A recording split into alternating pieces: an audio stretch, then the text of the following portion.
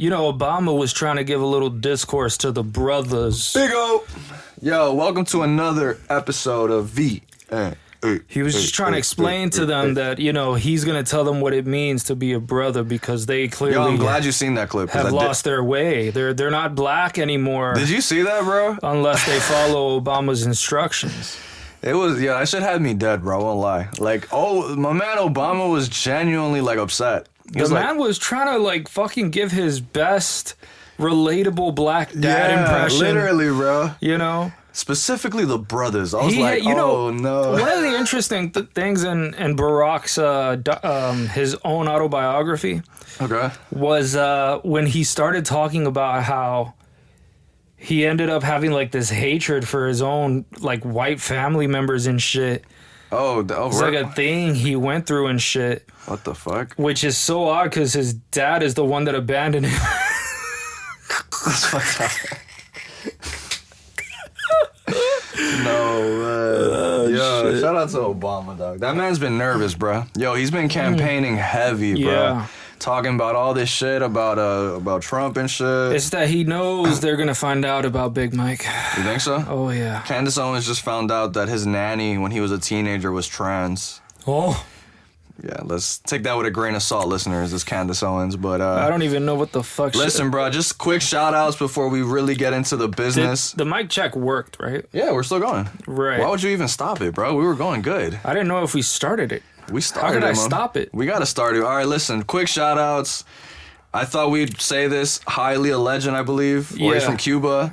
Rest in peace, El Tiger. El Tiger, damn, bro. Yeah, bro. I heard about that and I was like, damn, I think we got to bring him up. So rest in peace to that man. That's wild, bro. From a shooting, bro? What the fuck? I don't even know what it was, bro. It was, bro. It was They shot this man. Yeah, bro. I heard that, like, I seen it once when I was doing Uber. There's a Cuban reggaeton artist that was living currently in Miami. Yeah, man. And he got shot and he was in critical condition at Jackson. When I was doing Uber once, I was passing by Jackson and I seen like a bunch of people there. And it was for his, like, just trying to give him support. Hopefully, like, he makes it, but he ended up not making it. So RIP to the man at Tiger. Damn. Also, free the man Leo, dog. The little guy himself, dog. Damn, Leo, you got this, bro. He should be out soon. I think he violated probation. Leo, shout out to you, bro. Dog. Well, yeah, dog. Welcome to V N APE, guys. It's been a while, Ape. I just want to mention this whole situation with Obama, right? Oh, go for it. For anybody that doesn't know and hasn't seen what happened, Obama basically was talking to a group of black men, and he was saying that he wanted to talk to them directly. Specifically. Right. Homie changed up. What is it called? Code switch? Some shit like that. But he ended up changing his dialect. No, 100%. The words he was using. It wasn't. He switched from "I'm gonna be presidential" to now "I'm black." Right. And stating now, the term brothers with the AS. Right. So he turned into some sort of I don't know, it's like some fucking chameleon shit that he did. Yeah, he did the Kamala. He said, it's not that I'm a black president, it's that I'm just completely like, gonna transform right now. And what he said was, I'm one of you guys. Like, come on. Like, why are you guys not voting for us? He says he wants to talk directly to the brothers. Exactly. Right. Classic clip, bro. And it sounds, I mean, honestly, it almost sounds like a white guy trying to be black. And so when he talked that way, he was just talking about how, you know, the black people, they're not showing enough support for Kamala. And basically what he wants is for them to, you know, fucking pull up. He's disappointed that he's not getting the same support that he got when he was running, whereas Kamala is running now. And the reasons he gave for them supporting her is because for some reason, just probably on some skin color shit. She should know what it's like to be living them or be in their shoes. They're all relatable, because they have the same skin color. So melanin decides whether or not you are someone who's had similar experiences. Yeah, and I thought it was ridiculous, bro. I saw that clip and I had to send it to the group chat. It's an interesting idea on Barack's Obama part. is really going on a limb. Like, he's really trying to save the presidency. Yeah, I think it's fucked because part of the issue is, if you really look at the history of a guy like Obama was someone who, when he was definitely worse than he was perceived. Well, look at his university years, for example, right? Okay. If you look at his university years, one of the people that he met and that he supported was Derek Bell. Right? Oh man, not Derek Bell. So this is, one of the leading voices of the critical race theory movement and law, right? So you can see where the guy was coming from a mile away. He gave it away. He but some part of me says that like how do you think Obama is genuine about the CRT shit, or do you think he knows like it's some bullshit and like?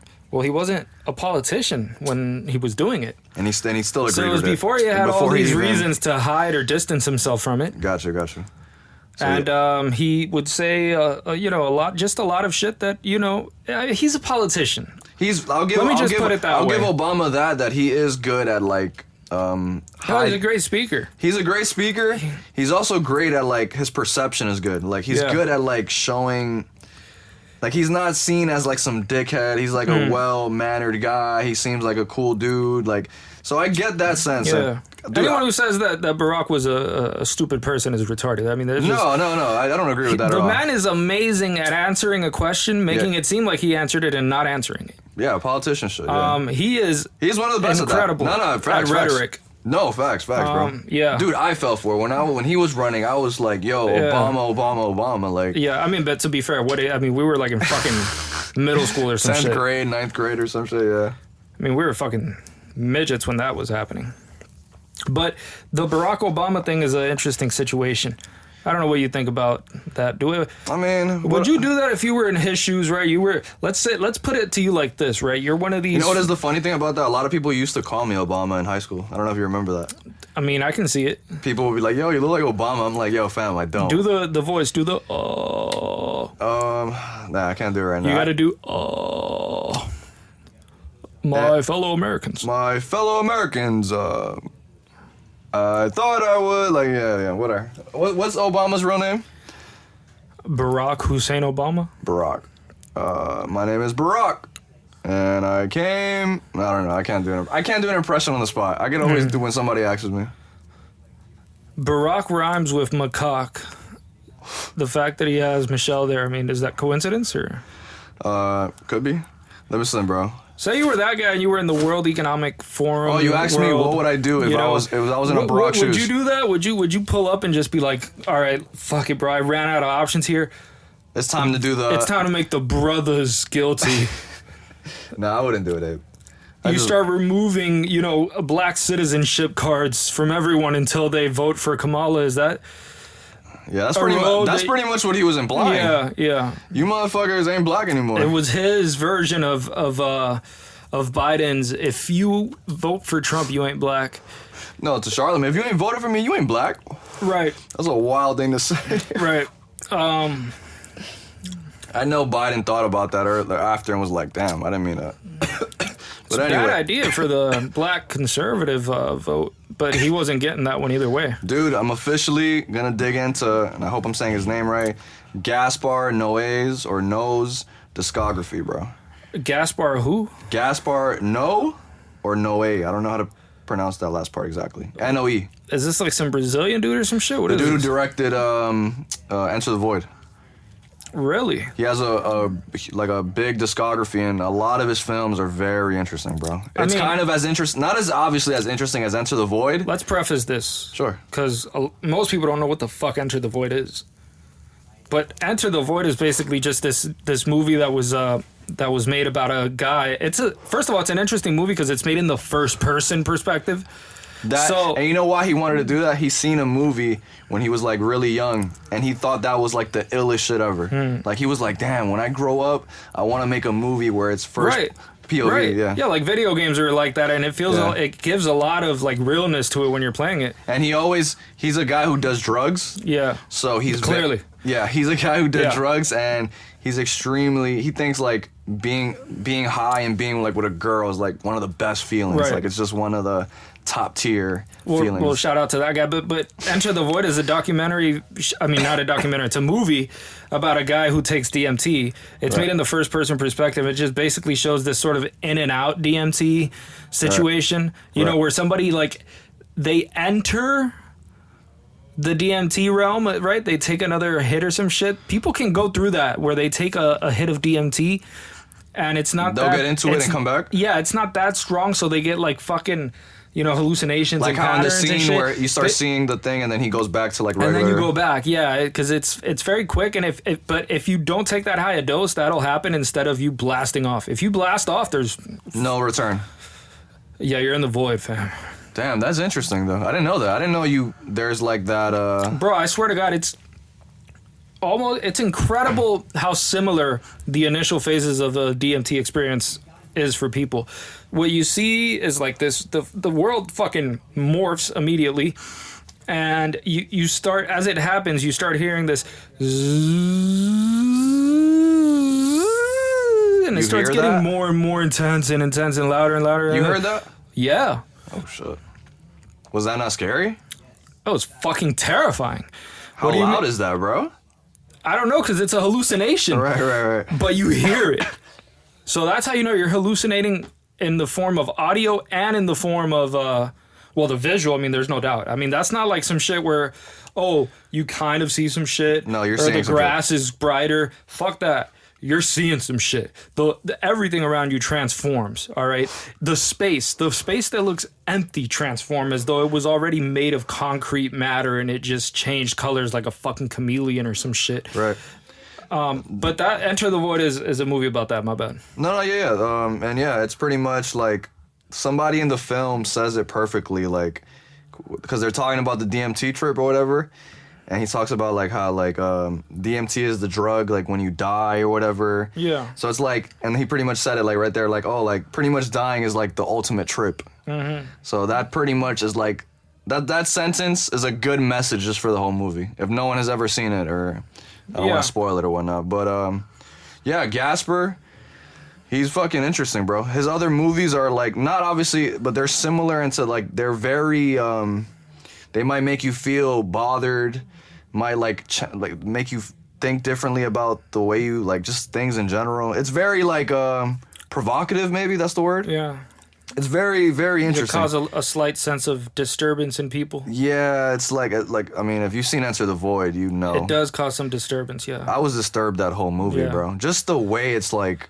It is, yeah. Yeah, There's bro. always a sense that something is terribly wrong. First of all, in the beginning, you know everything is terribly wrong because of the way this guy's living, the problem he has, the limited amount of family members that he has, the place that he's living at is in his homeland. He has these fucked up, horrific memories about his past. The movie looks amazing, though, bro. It's a great movie. God, it looks so great, bro. It's genius. I love it. But yeah, I was just gonna bring that up. I'm gonna start.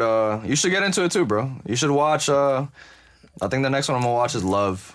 That's like one of his. I mean, Enter the Void is. I mean, that's probably gonna be his best, but let me see what else. Dude, Joe Rogan having Trump, Doug. Yeah, I heard about that. You think it's gonna happen? I think it's more likely than Kamala. Oh no, Kamala's not going. We don't even gotta debate that. I think it would be a bad idea for Kamala to go on. She'll get cooked. Because it would be likely a long podcast. I don't think Rogan would have her on if... No, I don't think it's gonna be a long podcast, actually. If he ever did decide to do it, I don't think he would have her on with this restricted, it's going to be a 30-minute podcast. I'm just going to ask you these questions. I think he would. I think he would. I don't think he's going to do that. I think he would. I mean, they got to put some serious pressure on him to do some shit like that. You know, they I hope Joe wouldn't like bend like that. You know what I mean? Because that's like, damn, bro. Like, come on. Like, but I would say he probably would because even Trump's interviews or pods have been relatively like an hour. So they're not going to be like 2 hours in. Yeah. So I'm sure if Trump does it with Joe, if he does like some 2 hour, I think Trump would be willing to go longer than usual with Rogan. Just for the fact that it's the biggest podcast in the world. You know, he's had Alex Jones on. He's close friends with Alex Jones, who's basically like the fucking godfather of dick riding Trump, right? Yeah. It's on that level. That's interesting. Yeah, I wonder if they would do it like long content. That's what I wondered as well. But every one he's even done Flagrant with Andrew Scholes, and they did for an hour. So how do you feel like if you were to just wake up one day and you were Alex Jones, right? No context to anything. You just fucking woke up. All of a sudden, you're in this guy's body. You have his problems, right? Well, damn, I'd be. you sleep with an oxygen machine like he does, right? All that. Everything. He sleeps with an oxygen machine? Yeah, well, at least he said so, and he looks like it. I mean, damn, let's hope not. Man's going through it. He's admitted it. He's talked about that. Okay. Dude, if I was Alex Jones, bro, I would just, like, think about the things he knew, and just to see what he fucking seen and stuff. Imagine all the memories and things he has in his head. You think you'd wake up traumatized if you knew it all? Probably, dog. It would fucking eat you up. Especially if you knew the people who told you. I know that man has constant anxiety. Oh, of course. Constantly anxious. I'm sure living like that is pretty tough, man. 100%. The man's dealing with cases where they're trying to, like, fucking destroy him, not just financially. They want to destroy him as much as possible. Yeah, they want him to be a fucking nobody. Right. They want to fucking eradicate this guy. No money, nothing, bro. There's nothing left of you, is what they want, yeah. InfoWars is going to go bye-bye, apparently. Yeah, I don't know what happened with that. I haven't seen it. It's in an auction. I see that he's still upload. Yeah, they are going to auction it up. And I don't know if they're going to auction it into, like, pieces. If they auction it into pieces, it would be like buying shares. So, like, buying... That would be smarter because if fuck around... I mean, there's rumors, but obviously that Elon was going to cop it. Yeah. And that's it. It'll just be back to normal. I mean, that would be... That'll be ironic. Incredible, but unlikely. I know it's not going to happen. I don't see that ever happening. Because even Elon had troubles of putting Alex back on. He wasn't very fond of it. He didn't like the shit he talked about with Sandy Hook, whatever.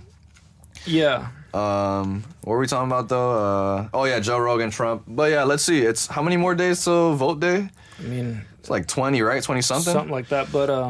I don't know, dog. The entire situation is fucked. I can't even imagine what it would be like to just wake up and be fucking Alex Jones. You know, it must be the weirdest sensation in the world, bro. I wouldn't be skinny anymore. So. You know what I'd be thinking about, bro? Like, we talked about, like, the afterlife tier list. You remember that? We made, like, a tier list of all the different afterlives and shit. Yeah. We just got into that for whatever fucking reason. A lot of people like that episode. What are the best gods? The best gods? There's a lot of gods. I mean... Don't tell me you only know the one. The one. I mean, so the Christian God would be Jesus Christ. Muhammad is the other one. Muhammad is a prophet. He wouldn't be considered God. If you look at it, in terms of those three religions, like Christianity, Christianity, Islam, and Judaism, they all believe in just one God, and they all stem from Judaism. So it's all connected somehow. Yeah, they all just believe in one God. So what are some other ones we could talk? Buddha, is that one of them? Buddhism is interesting because they have different sects, and some of them don't necessarily have this idea of a God the way that we have it. Okay. They have the idea of, like, other realms and, like, a spiritual realm and shit like that, and things like reincarnation. What other gods are you referring to then? There's the Hindu gods, you know, there's, like, the what is it called? That motherfucker Zeus. You're talking about, like, Greek gods? With, like, the lightning bolts and shit, you know what I'm saying? Like, that motherfucker. That was the god of gods, right? That was a motherfucker you didn't want to fuck with, you know what I'm saying? I forgot. I think there's this guy who was like the god of beauty, the god of aesthetic. I forgot his name, dude. That is sus. I looked him. Nah, he was actually dope. I forgot what his name was, bro. Yeah. I had searched it up for, like, just research purposes. I love the Greek gods, though. They're interesting, you know. They're cool. They had one for everything. Yeah, it's actually, like, sounds cool. Yeah. Like, that's probably the most appealing. They were more, to be honest, it was more like they were symbols of nature. Right. If you really stop and think about it. Because if you have, like, fucking gods like Poseidon, who just controls, God of water? Yeah, he just controls the sea and shit. I mean, that's his nature. That's just what he does. In another way, like, yeah. Right. I mean, I remember, like, even when they translated, because the Romans, they were not very unique in terms of creativity. Yeah. So what they did is they would just conquer people and just take over their shit. Yeah, so, like, when they took over Greece, forget about it, bro. They took all of the gods and just changed their names, and it was the same shit, different name. Oh, word? Damn. Yeah. That's lame. Yeah. But it was the same fucking shit. They just copied and pasted. I love that type of shit, though. I mean, I don't know, bro. There's different motherfuckers out there. Hades? Who's Hades again? He was just the god of the underworld. The underworld, That was like the Satan of Greek mythology, you know? Damn. It was that type of dude. Was there any other Greek god considered evil? I mean, you could make a case that pretty much all of them were evil because of the fact that they did their own fuck shit. Look, the gods would, like, whenever they wanted to, they would just pull up and just find they would find like a human chick and just fucking smash, impregnate her, create some demigod, and then kill her if he wanted to, and then it was whatever the fuck they wanted to do. They were able to do whatever they wanted. They were gods. Yeah, they weren't good people. The morality back then was a lot different than it is now. Like, the morality back then was like, okay, you're supposed to do good to people that do good to you and do bad to people that do bad to you, right?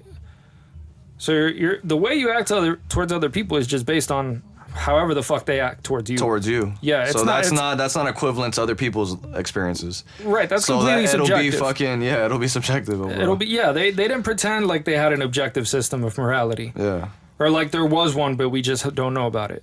Right. The guy that came up and changed that was just Socrates. He was just like, well, I don't know what the fuck it is, but it's not that. Anyway. Greek gods are swag. Oh, 100%, without a doubt, bro. Yeah. Fucking dude, I know this has been, we haven't potted in weeks and shit, and we did dodge a hurricane. Yeah.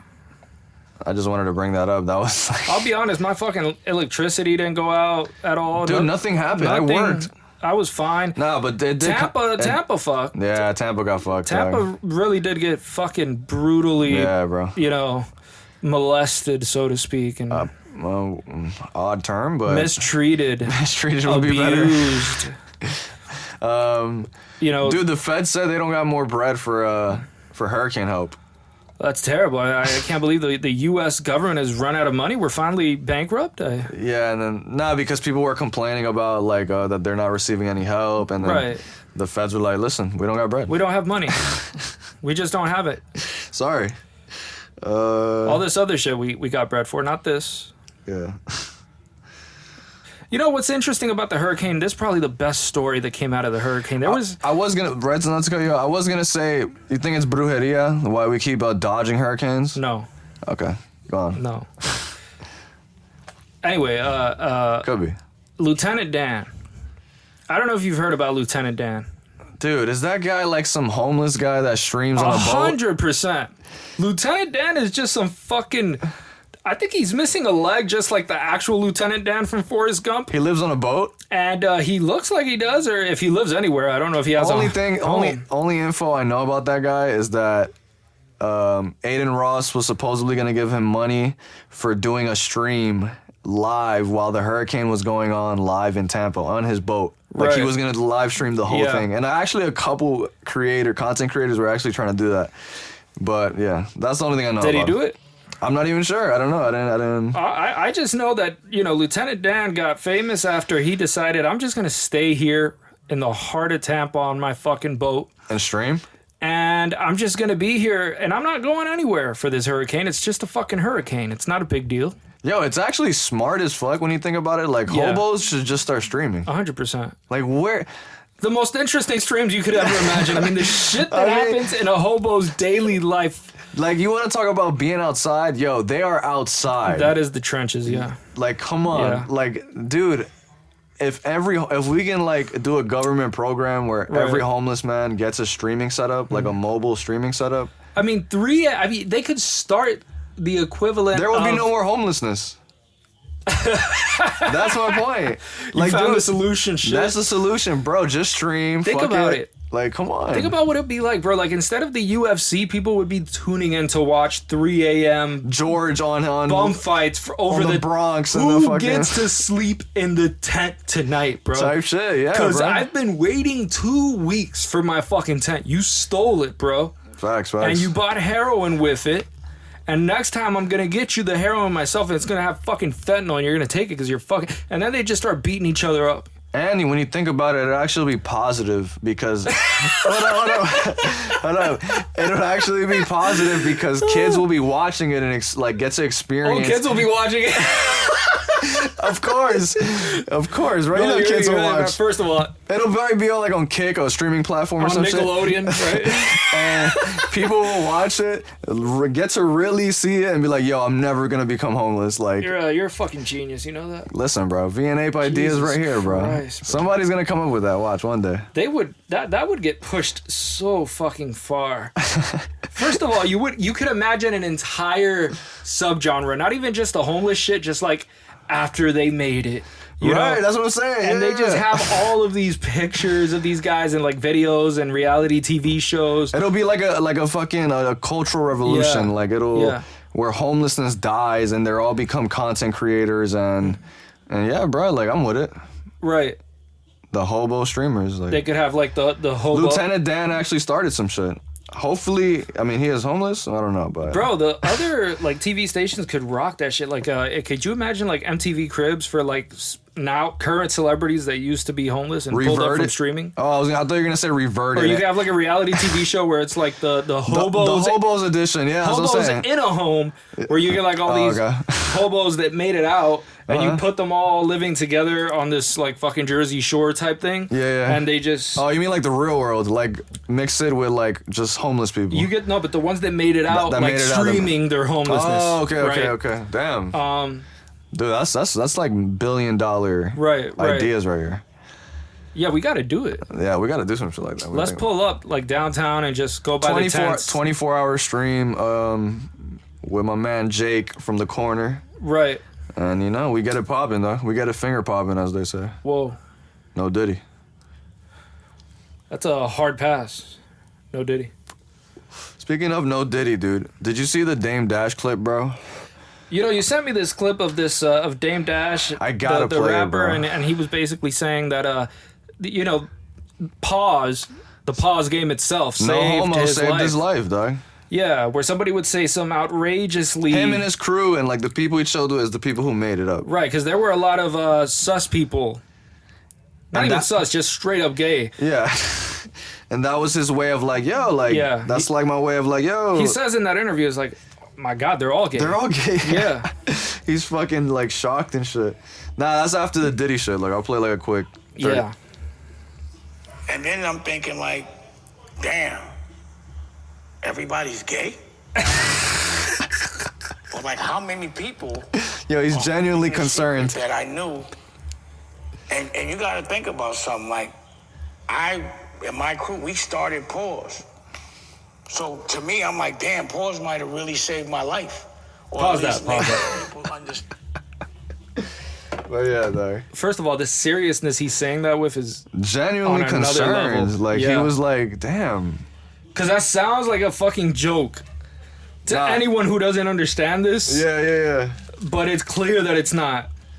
And so the question is, V, now do you recognize that hip-hop is intrinsically a lot gayer than you thought it was initially? Intrinsically is funny. Yeah. There's just something about it that's sus as fuck. I mean, there's gay people that do hip hop, yeah. You gotta understand, bro. Think about prison. It's the #1 place for a man to get fucked in the ass, bro. I hate this example, bro. Right. That's just what it is. What are you about to tell me? Oh, people that sag their pants, they really want to get like booty. No, I'm not saying that. No. I hate when people say that. No, because most people that sag their pants have no idea, or if they do, it's just like it's what's in, bro. Like nobody thinks about it like that. Okay. You know. That is some old way of thinking. That really doesn't tell me shit. But you do gotta consider the fact that like that shit has to have an influence, bro. There's motherfuckers getting turned out. And you think... Let's just keep that... Let's be honest. In prison, of course, okay. Without a doubt, that's happening. This isn't like fucking, one day you got arrested and you had to wait for bail for 3 hours. Yeah, but you're saying it as if like jail is like extremely... I'm not talking about jail, I'm talking about prison. I mean, my fault, prison. I don't know why I said jail. Prison is like, has like an extreme correlation to hip hop. I mean, the amount of rappers that have been arrested is higher than in any other genre of music, as far as I would imagine. Without a doubt. I mean, there's more rappers than any other genre. I didn't make a study about that. I just find it highly unlikely that it's not the case. There's more rappers in the genre than any other genre, so I was like, that's kind of hard to... Well, I mean, I'm just putting that out. But there. it's sure, yeah, I get it. Right. But not just the prison shit. I don't even think it's that. I think it's just the arts in general. It's just, yeah, a lot of, there happens to be a lot of gay people in the arts. Yeah. But you think arts is linked to gayness? Well, stereotypically, at least. Okay. Yeah, I mean, I guess, yeah. But that's not a good argument. You know that yourself. No, it's not. No, it's pretty garbage. You're right. Anyway, well, yeah, Dame Dash I just thought that shit was funny. I had to send you that, bro. Mans was like, yo, I do got, since we are talking about gay shit, like, I think it's time I bring it up. You got no idea I'm about to, I saw the most based ass fucking tweet I think I've seen in a while, dog. Okay. And it's a question. It's a question to be asked. Okay. Listen, I don't think I would,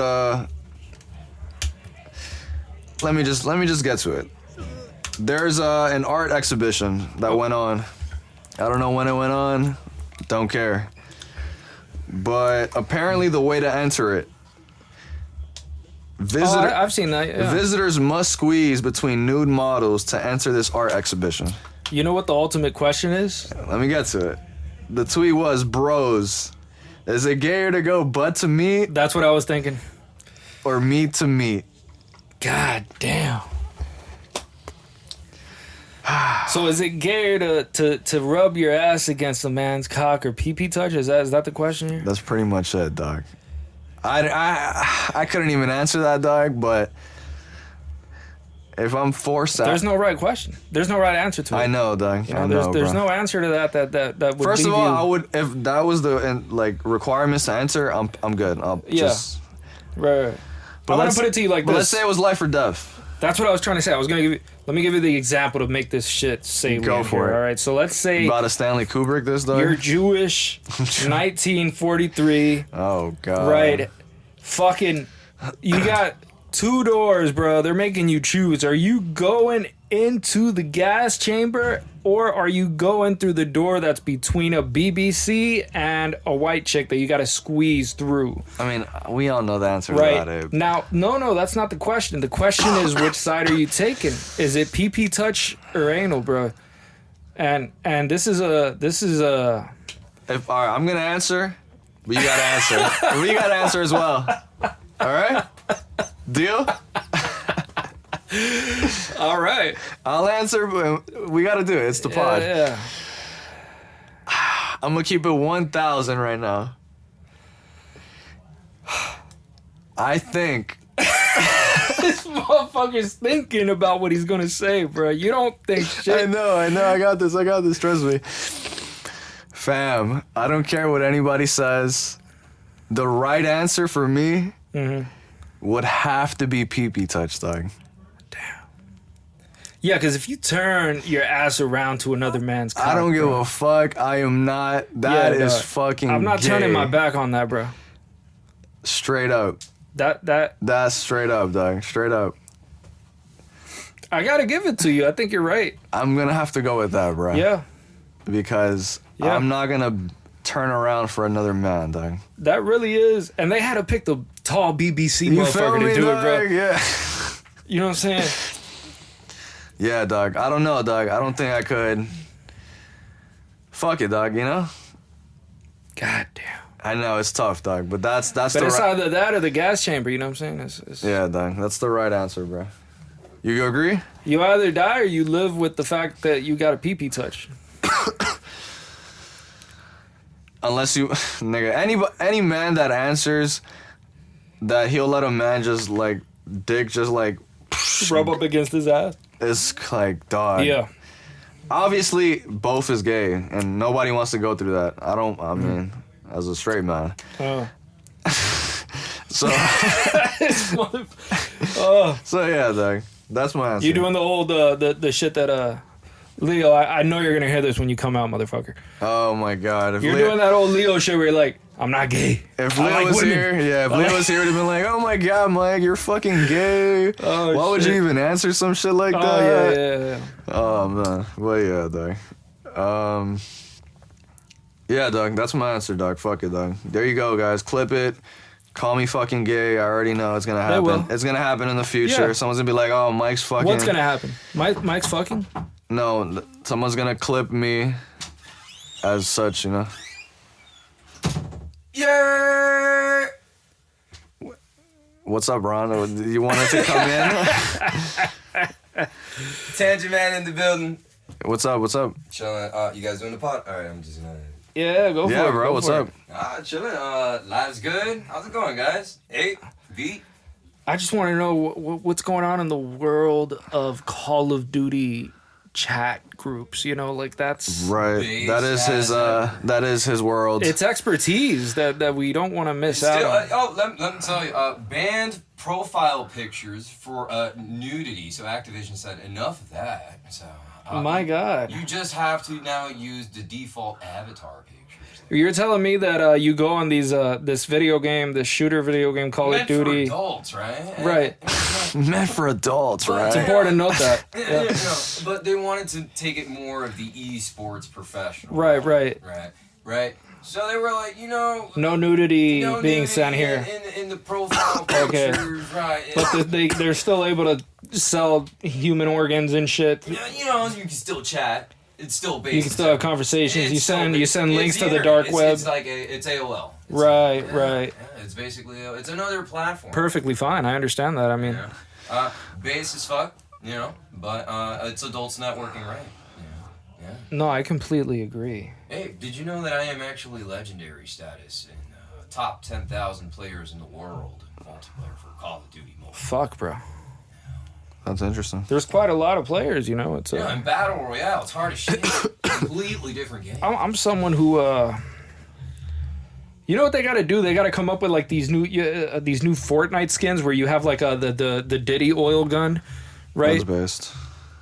The Diddy oil gun? Yeah, you know, like Diddy oil. You just spray motherfuckers with that shit, just fucking evaporate. No Diddy, but the only Diddy that would possibly be in here is Diddy from Donkey Kong. Oh, nice. But no Diddy on the Diddy oil. Yeah. The PC and shit, you can mod it in there if you wanted to. I'm sure you could. I But mean, officially, I don't know. you could make everything on video games nowadays. I mean, I'm hearing all sorts of things that are happening.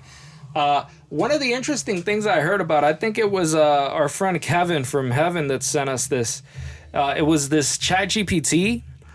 Ended up getting somebody asked it a question about being able to get something done, right? And it didn't know how to do it, and so it outsourced it. It actually went on this platform and was able to like use the money that this guy had given it or whatever to pay for the service. Oh, okay. Did the service and gave it to the guy. So ChatGPT doesn't know the answer to something. It's figuring out how to go outside of itself, get the answers from humans by paying them, and then give it the proper feedback. Adaptive outsourcing.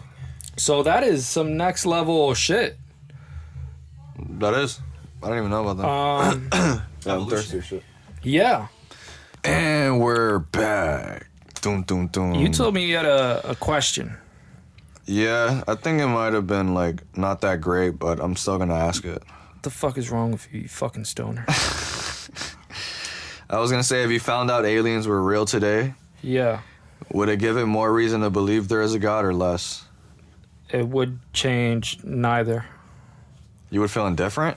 I feel like that's like figuring out that a new species exists. It's just completely different. Really?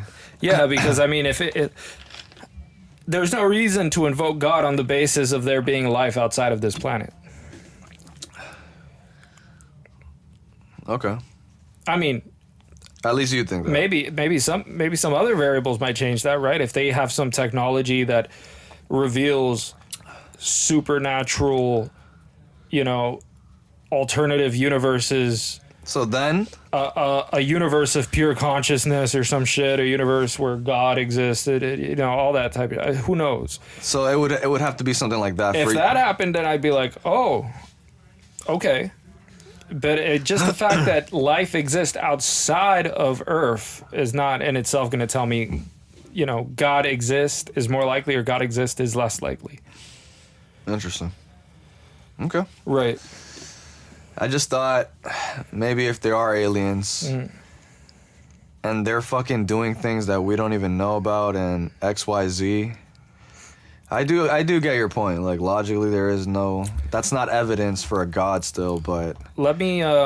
Damn, I probably would maybe believe there's even something greater than them, some type of life form than them. Like a God? If they're possible.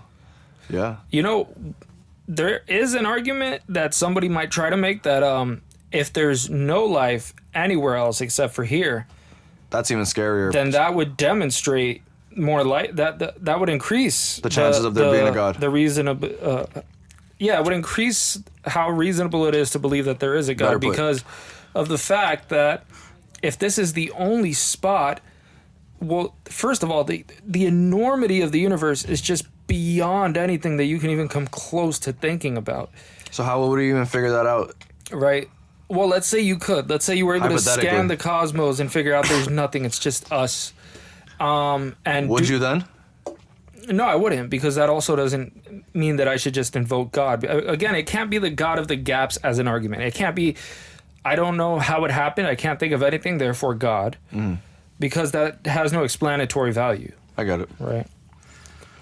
It's like the Hume causality thing that you always bring up, you know. Don't put my boy in this eye, bro. Let me see. One of the things that science should be able to do is make predictions about what's going to happen in the future. I don't think he argues that, does he? No, he doesn't. But that's one of the things that science tries to do is make accurate predictions. Anyway. No, yeah. But yeah, that's interesting. I don't know. I thought about that. I was like, what else? Fucking. Oh yeah, I was gonna ask you. I have taken a shit is amazing. I don't know why I have that, but you probably taken a shit when you wrote that. Probably got inspired. It is motivational. It is one of the greatest things we can do. Take a shit? Hell yeah. I mean, I can only imagine how many great ideas have been conceived under the porcelain throne. I mean, there are some bad shits though. It's like drugs. Well, there's some shits out there that are demonic. Let's be honest. Hundo. There's some shits out there that could turn anyone into a nihilist, right? Big factor. It would feel. I mean, some shits you really do feel like Sisyphus. I mean, like you just push it up, and it just falls back down, but it's never over. That's the thing, though. When taking a shit, you can't be like forcing yourself to push and shit. You'll get a fucking you'll end up with a hemorrhoid or some shit. Yeah, so take it easy there, listeners. Yeah, you don't want to do that. You don't want to. That's true. You're just gonna have to just take it easy there. I'm glad you're concerned about everyone's colon. Yeah, drink some Pepto. Good. You know what I mean? But you know, I have been revisiting something. What's up? I've been revisiting. You might not like this, but I've been revisiting anti-natalism. Oh man. I actually have. And I've been revisiting it because I have access to a really large database where I can actually find like all of these, you know, the published papers legally for philosophy journals and shit like that. And so I can actually see the counter arguments that are being published in academic journals to Benatar's shit. Okay. And reading it is actually very interesting. Do you have is there any new arguments or anything cool? I mean, if you look at a philosophy journal, typically what they'll do is they'll sort of give a brief summary, like an abstract, like you would do in any sort of publication, and then they tell you basically they summarize the philosophy of the person that they're talking about, right? So that they show they actually know what the fuck they're saying, so they don't strawman it, and then they demonstrate what problems they found with it. Anyway.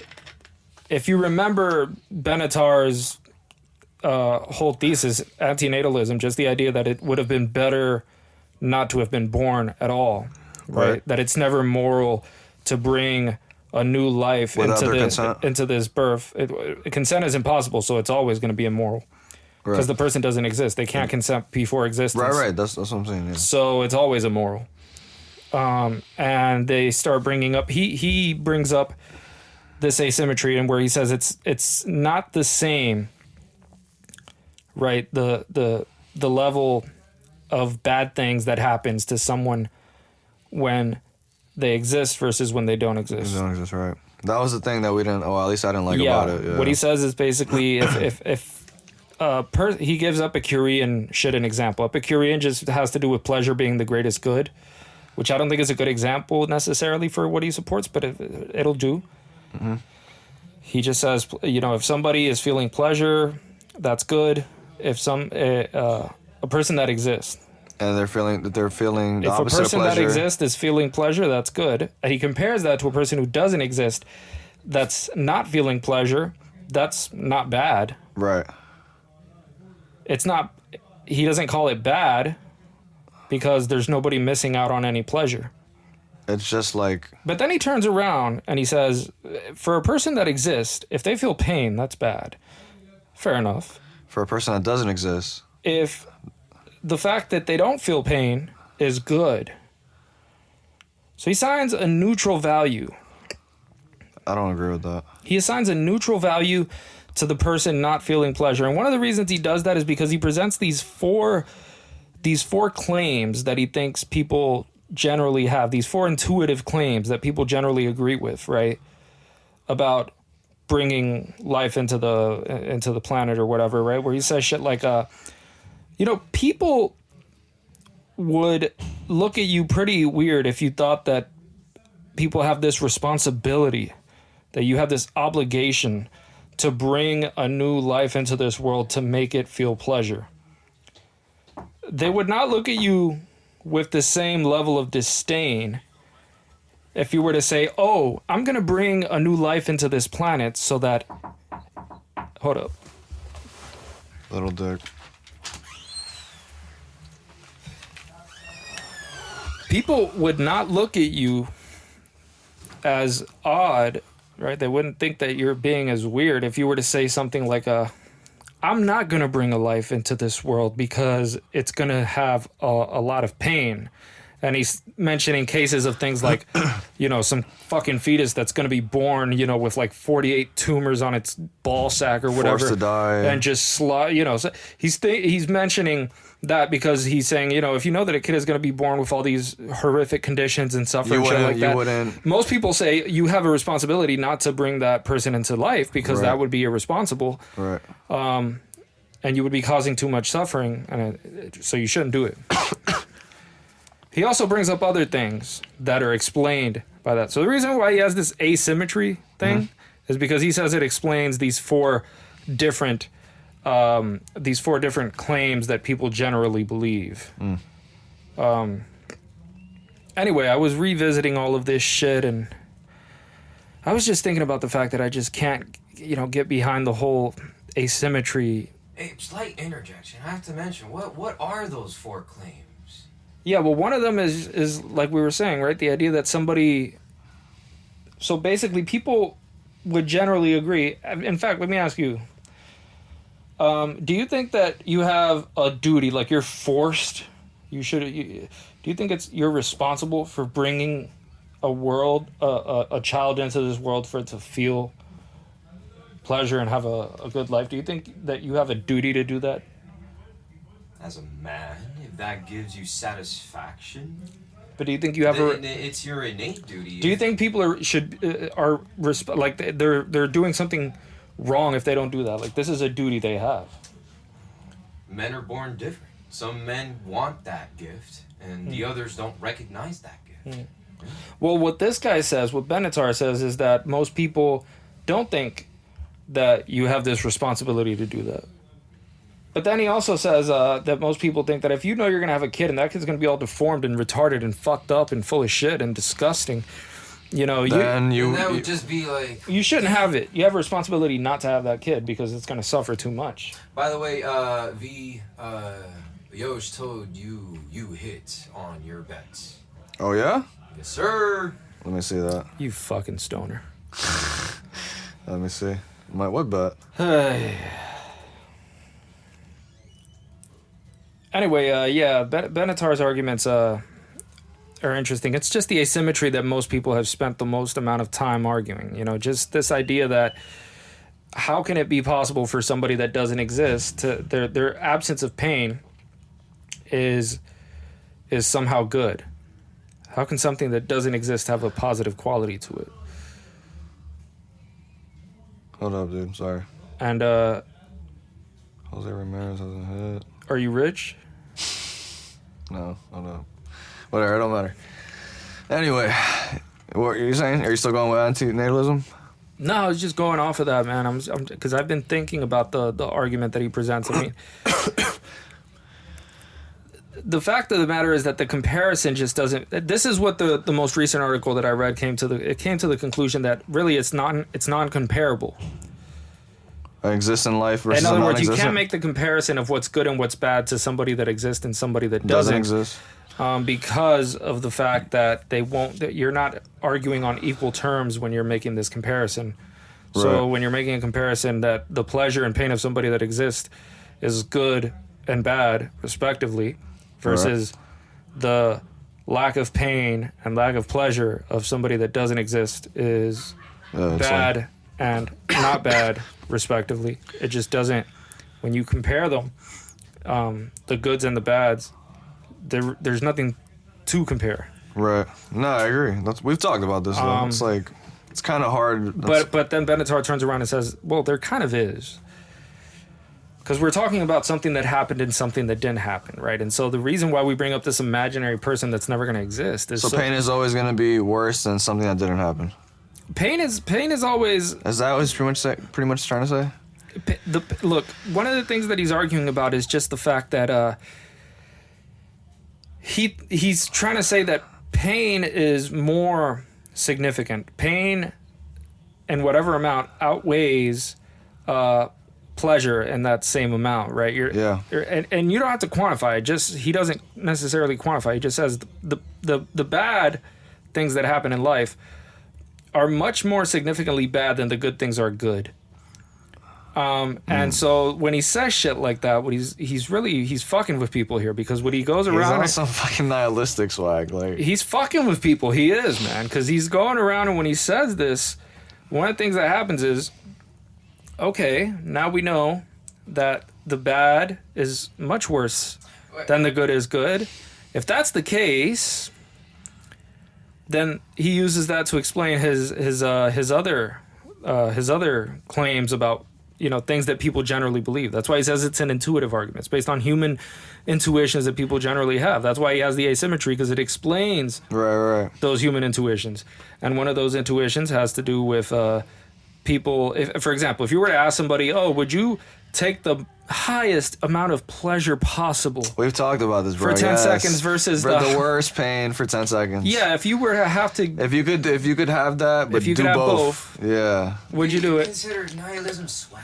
Fuck Ron, no. what are you talking? Stop talking, Ron, please. Nihilistic swag. First of all, consider it swag. I'm saying that Benatar is on his nihilistic swag. What But it's still swag. First of all... No, I mean that he's in his nihilistic bag. First of all, nihilism can't be swag because, swag is supposed to matter. It's something. You just didn't understand, Ron. Swag It's fine. is closer to serendipity. I meant he was just being nihilistic. But that's the thing. You said nihilistic swag. It's very, Like he was being in his nihilistic it's very thing. paradoxical.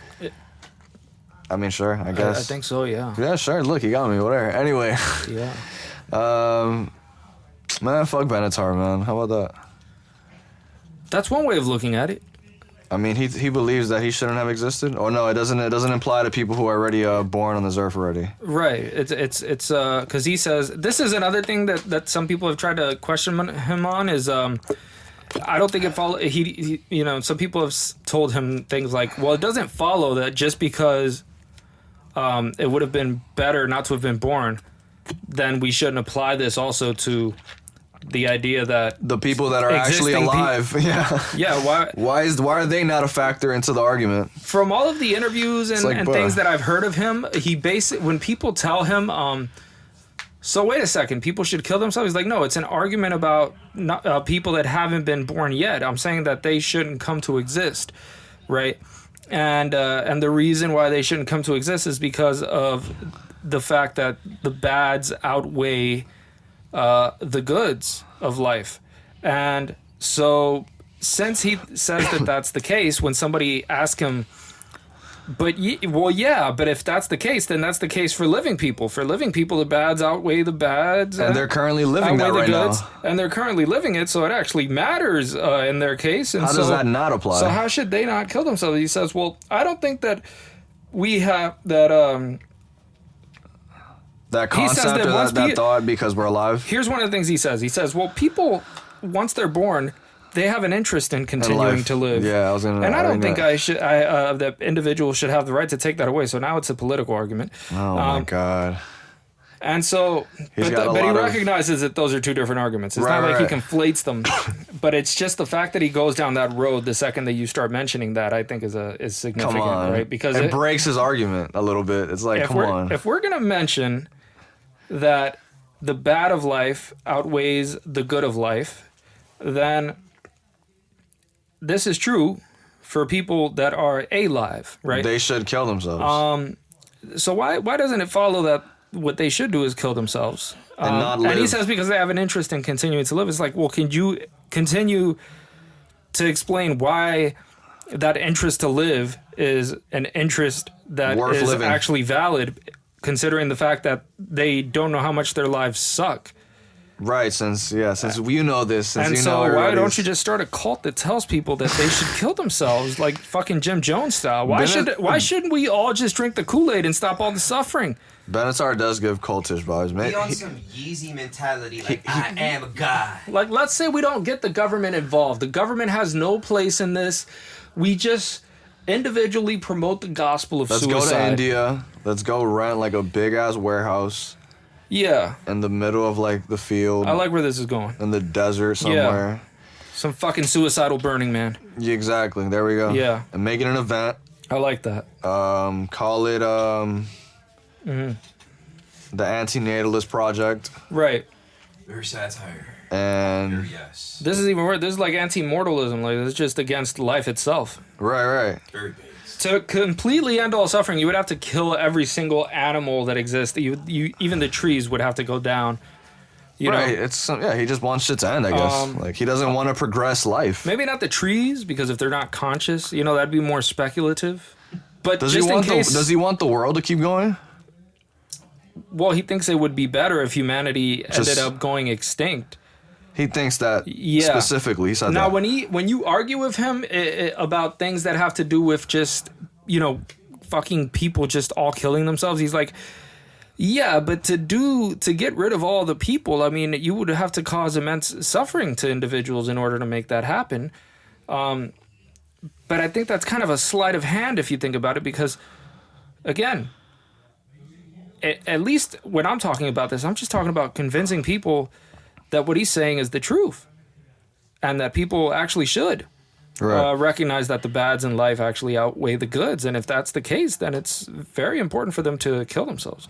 Right. Because there's no real, genuine reason for doing to live, if that's the case. Mentality. Actually, I actually do think it's kind of interesting, because that says something about what current people should do. It doesn't say anything about what he's actually focused on in his theory, which is whether or not it's moral or immoral to reproduce. Wait, can you repeat that? That what we're talking about, it says something about whether or not people should kill themselves. It doesn't say anything about whether or not people should reproduce. Right. And so he could just bring that right back at us in this case. And so if he brings that right back at us, well, then we could just say, well, I disagree. Right. Yeah, just simple as that. I don't think that it's... We've talked about this, and if we surveyed the whole fucking world, most of them would agree that life is worth living and they enjoy it. Yeah, but Benatar says they're mistaken. Oh my God. How? Because they have this intrinsic interest in living?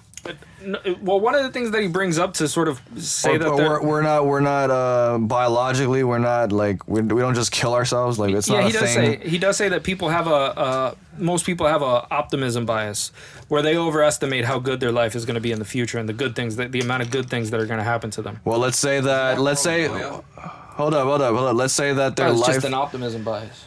Paranoia. It's just the world. Forget that. To help at all times. let's say that sounds let's say that schizophrenia. Bro, no, it's just like the pure, it's just another tandem for serendipity, but for that specific individual. Let's say that hypothetically those people did know their life was going to be a little worse. Let's just say not the greatest, or it wasn't the greatest expectations. Yeah. Wouldn't they still want to live? I think that it would be a lot easier for them to change their expectations. No, but I'm saying to his argument, it would be like it's not like they would be like, "Yo, that's it. Life does suck. Let's just end it." Like I doubt people would still think like that. Oh no, they wouldn't because they're biologically programmed not to. I mean, people. So that's his argument then. Like it's people have an optimism bias. Yeah, that's a part of his argument, and he's right about that in the psychological literature. They do have an optimism bias. And that they think things are going to be... But the optimism bias refers to the likelihood that people think that their life is... that future events in their life are going to be as good or are going to be better than they actually end up being. Absolutely. So they're not going to be as good for the average person as the average person thinks like that they're going to be. They might think that they're going to end up getting this, fucking... Great job. You're going to be a doctor. Rich as hell. Right. Here's a good point. Explain brute force. For what? What is it? Ron, you see how, do you understand how what is that? What are you talking about? Brute force. Slam dunk, bro. That's just dominance on winning in life. Brute force. Anomaly of just winning. Listen, I don't think Benatar would respect that. I think he thinks that's very immoral. But I would say that the thing about Benatar's argument is that you end up in that situation. The one I was talking about, but I forgot right now. What was it? Fucking stoner. Pretty much about... Fuck. Life being as bad as we think it is, and... people having an optimism bias, right? People have an optimism bias, and this optimism bias genetically encodes them to sort of believe that life is going to be better, and the future events are going to end up being more in their favor than it actually ends up being. Right. So there's some automatically we can't even. That's one thing. There's also a pessimism bias. It's not as common. It happens especially in people who have depression, for example. And it's the exact opposite of that. They think their lives are going to be worse than it actually ends up necessarily being. And they overestimate the likelihood of negative events happening. Lol, depression is a scam. Fair enough, right? And there's also other things to contend with, which is like the pessimism bias or the optimism bias. Neither one of them tells you anything about how happy the individual is throughout their life. Right? And I don't think that he relies necessarily on an empirical assumption about how happy or how miserable a person is just throughout their whole life. Throughout their life. He just sort of brings up these isolated parts of the actual psychological literature, but then he sort of deviates between that and then just intuitive ideas that people have. Yeah. And it's a little vague. And so he's sort of combining the empirical with the intuitive with the logical and sort of putting it all together sort of piecemeal. And I think that's a problem, I think. Because I think it sort of doesn't really... if you get a piece of something empirical...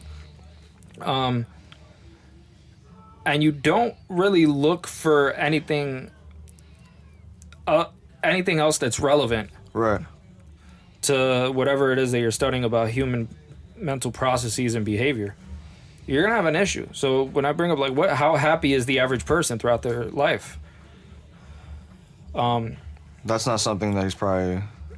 So that's something to consider. No, that's what I'm saying. I would. But he doesn't bring up things that are as empirical as the optimism bias. He doesn't bring up anything empirical when he starts talking about the bads being that bad and the goods being that good. That's when he doesn't lay the facts out. The pleasure and the bad. Right. So it turns from an empirical argument when it's on one good side for justifying that, but then it turns into this intuitive side, and then it turns into this sort of... it's all over the place. It is all over the place, yeah. Right. I also don't like the fact that he's using... the empirical, because to me it looks selectively empirical.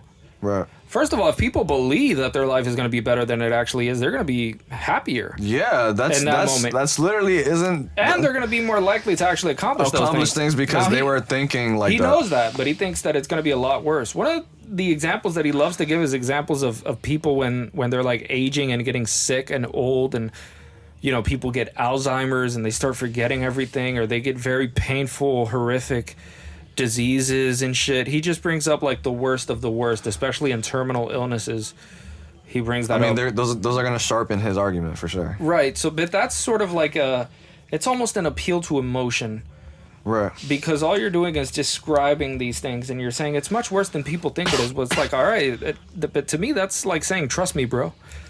Pretty much, yeah. I mean, sure, you can tell me Alzheimer's sucks. Yeah, of course. But anybody with Alzheimer's is free to end it before it gets worse. Right. I'm just keeping it a buck.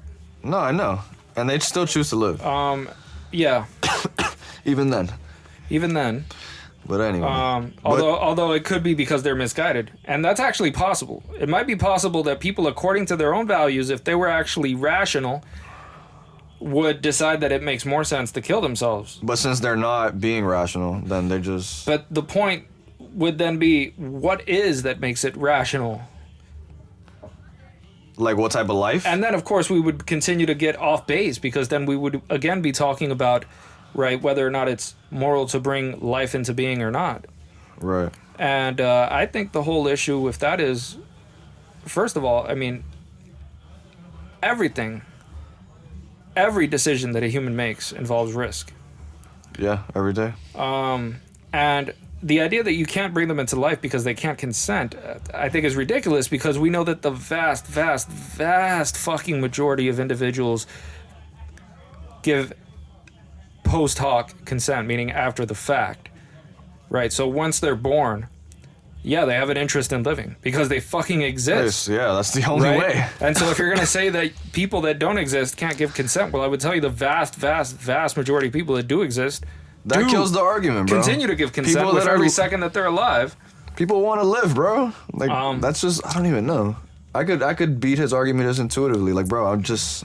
I don't like the argument about explaining intuition, because if people are irrational in the first place, I mean, you can't tell me on the one hand that you want to explain, their commonly held beliefs using this asymmetry argument, and then in the same breath tell me that you also don't take their word for it when they're telling you that their life is good. Life's great. Like, so it's like, all right, I'm gonna take their assumptions when it's convenient for the argument. I'm gonna dismiss their assumptions when it's inconvenient for the argument. Sometimes their assumptions are something that I want to consider. Sometimes they're not. Well, that just sounds like, I mean, you're getting your own idea about just using those little times when it justifies his argument. And that's it. Yeah, like, okay, when this happens, all right, then we could use this. Or then when this happens, we'll use the empirical data. Yeah. And when it's like, I don't know, man. Unionizing mentality to just establish yourself. It's feel like he was close to laying a good argument, but he had like that, people being alive and wanting to live is just like, it's really hard to beat that. A lot. It's too hard. I feel like he was close though. Yeah. Like that's not horrible. I like the idea. So the idea is that like causing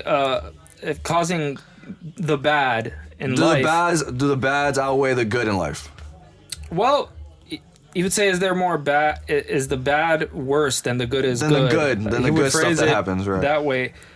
Look, it's a significant issue when you're dealing with this, because when you start talking about whether or not something is bad or good, and you start giving as an exemplar, because this is the prime example he gives, is the Epicurean example.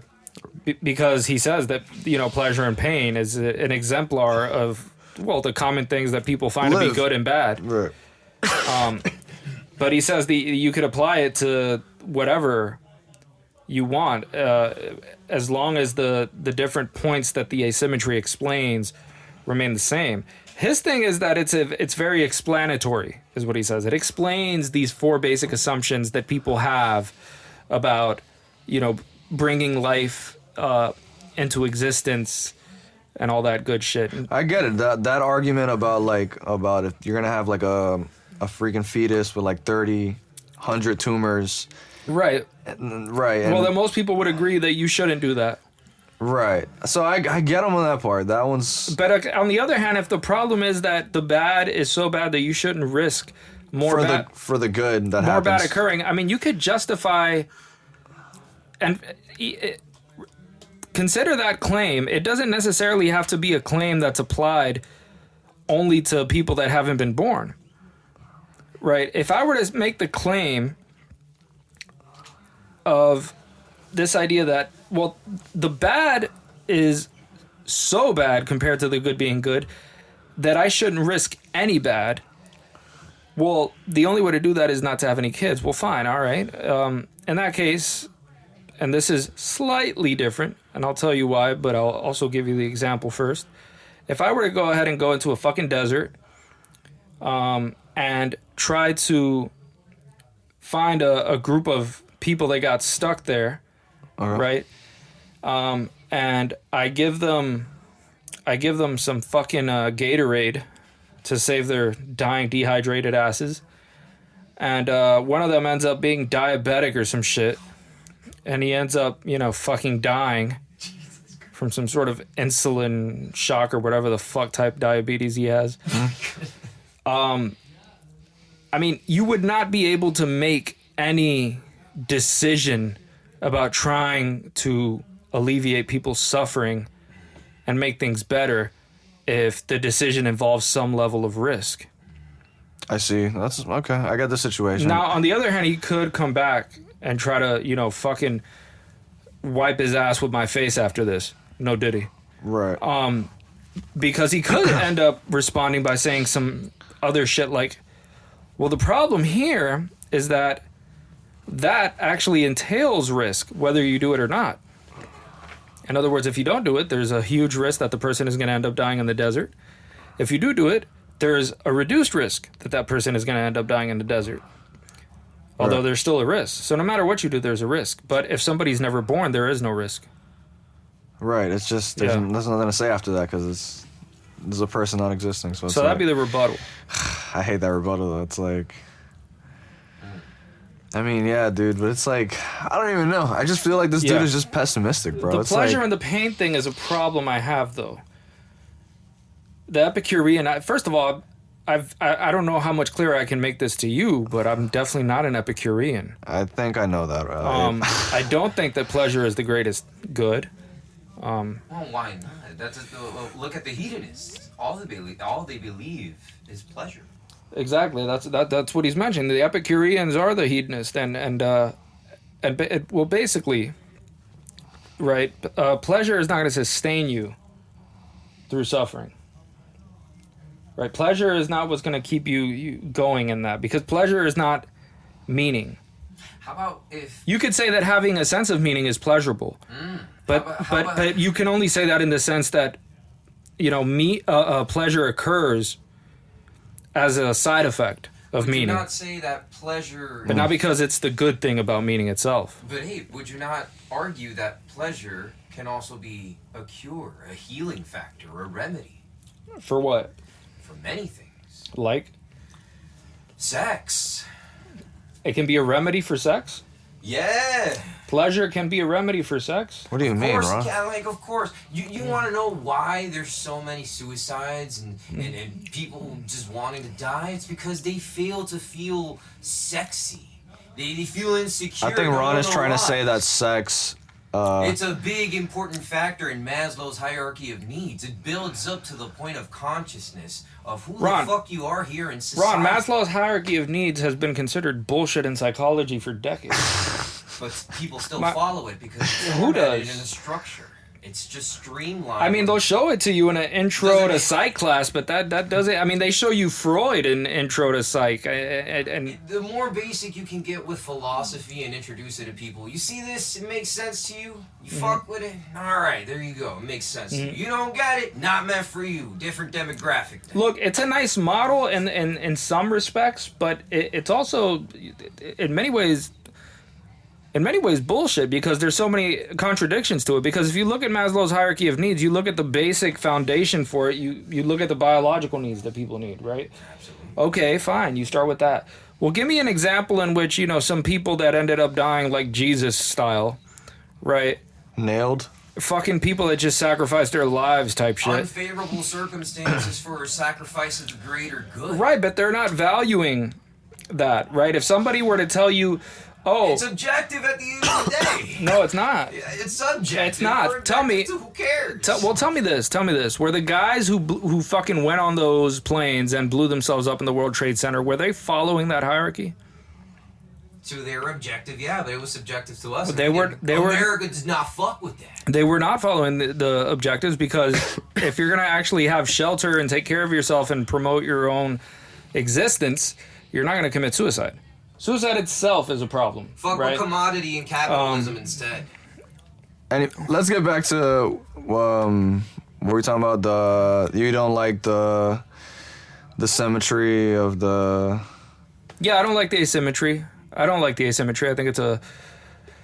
You were saying I don't think it's a good way of comparing things, because first of all, I know he understands that he's comparing the non-existent to the existent, but the problem is, first of all, the labels that he's assigning to things, as for if something bad happens to somebody that doesn't exist.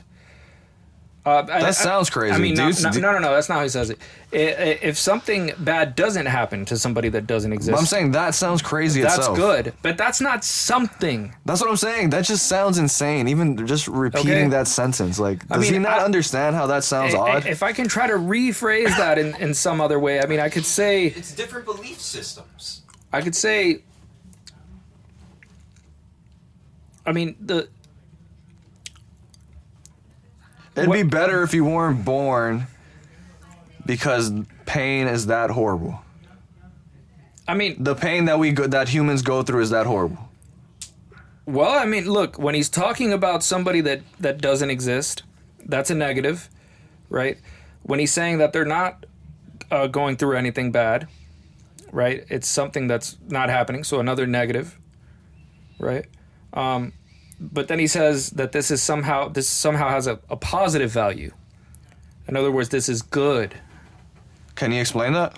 Well, he explains it by saying that it's good relatively. In other words, it's relative to somebody who does exist. Who does exist, right. Because the person that does exist is going to have some bad in their life. And so he says that for the vast majority of people, that's not going to be a sufficient justification for their existence to arise. And since that's the case for the majority of people, ergo, people should not reproduce, because no one should impose that level of harm on a person. God complex fallacy there. I think. Yeah. Yeah. I mean, yeah, I guess, dude. So he says comparatively, right? I don't like the comparatively, because the comparatively makes it seem as though there's an actual comparison being made. And I don't think there is. It's just you, the human, and then just nothing. I think you're saying, let me tell you how much better the non-existent is than the existent. Okay, let me tell you how much of something nothing is relative to something that actually exists. Right. There's not much more argument to go off on Benatar, though. I feel like that's enough to just beat him. Like, there's not really much more you could say, bro. Like, well, a lot of people have attacked the asymmetry argument, and he sort of doubles down on it, oddly. But again, what I was sort of trying to say is basically when he says that the bad, if something bad is not happening to someone because that someone doesn't exist, this is good, right?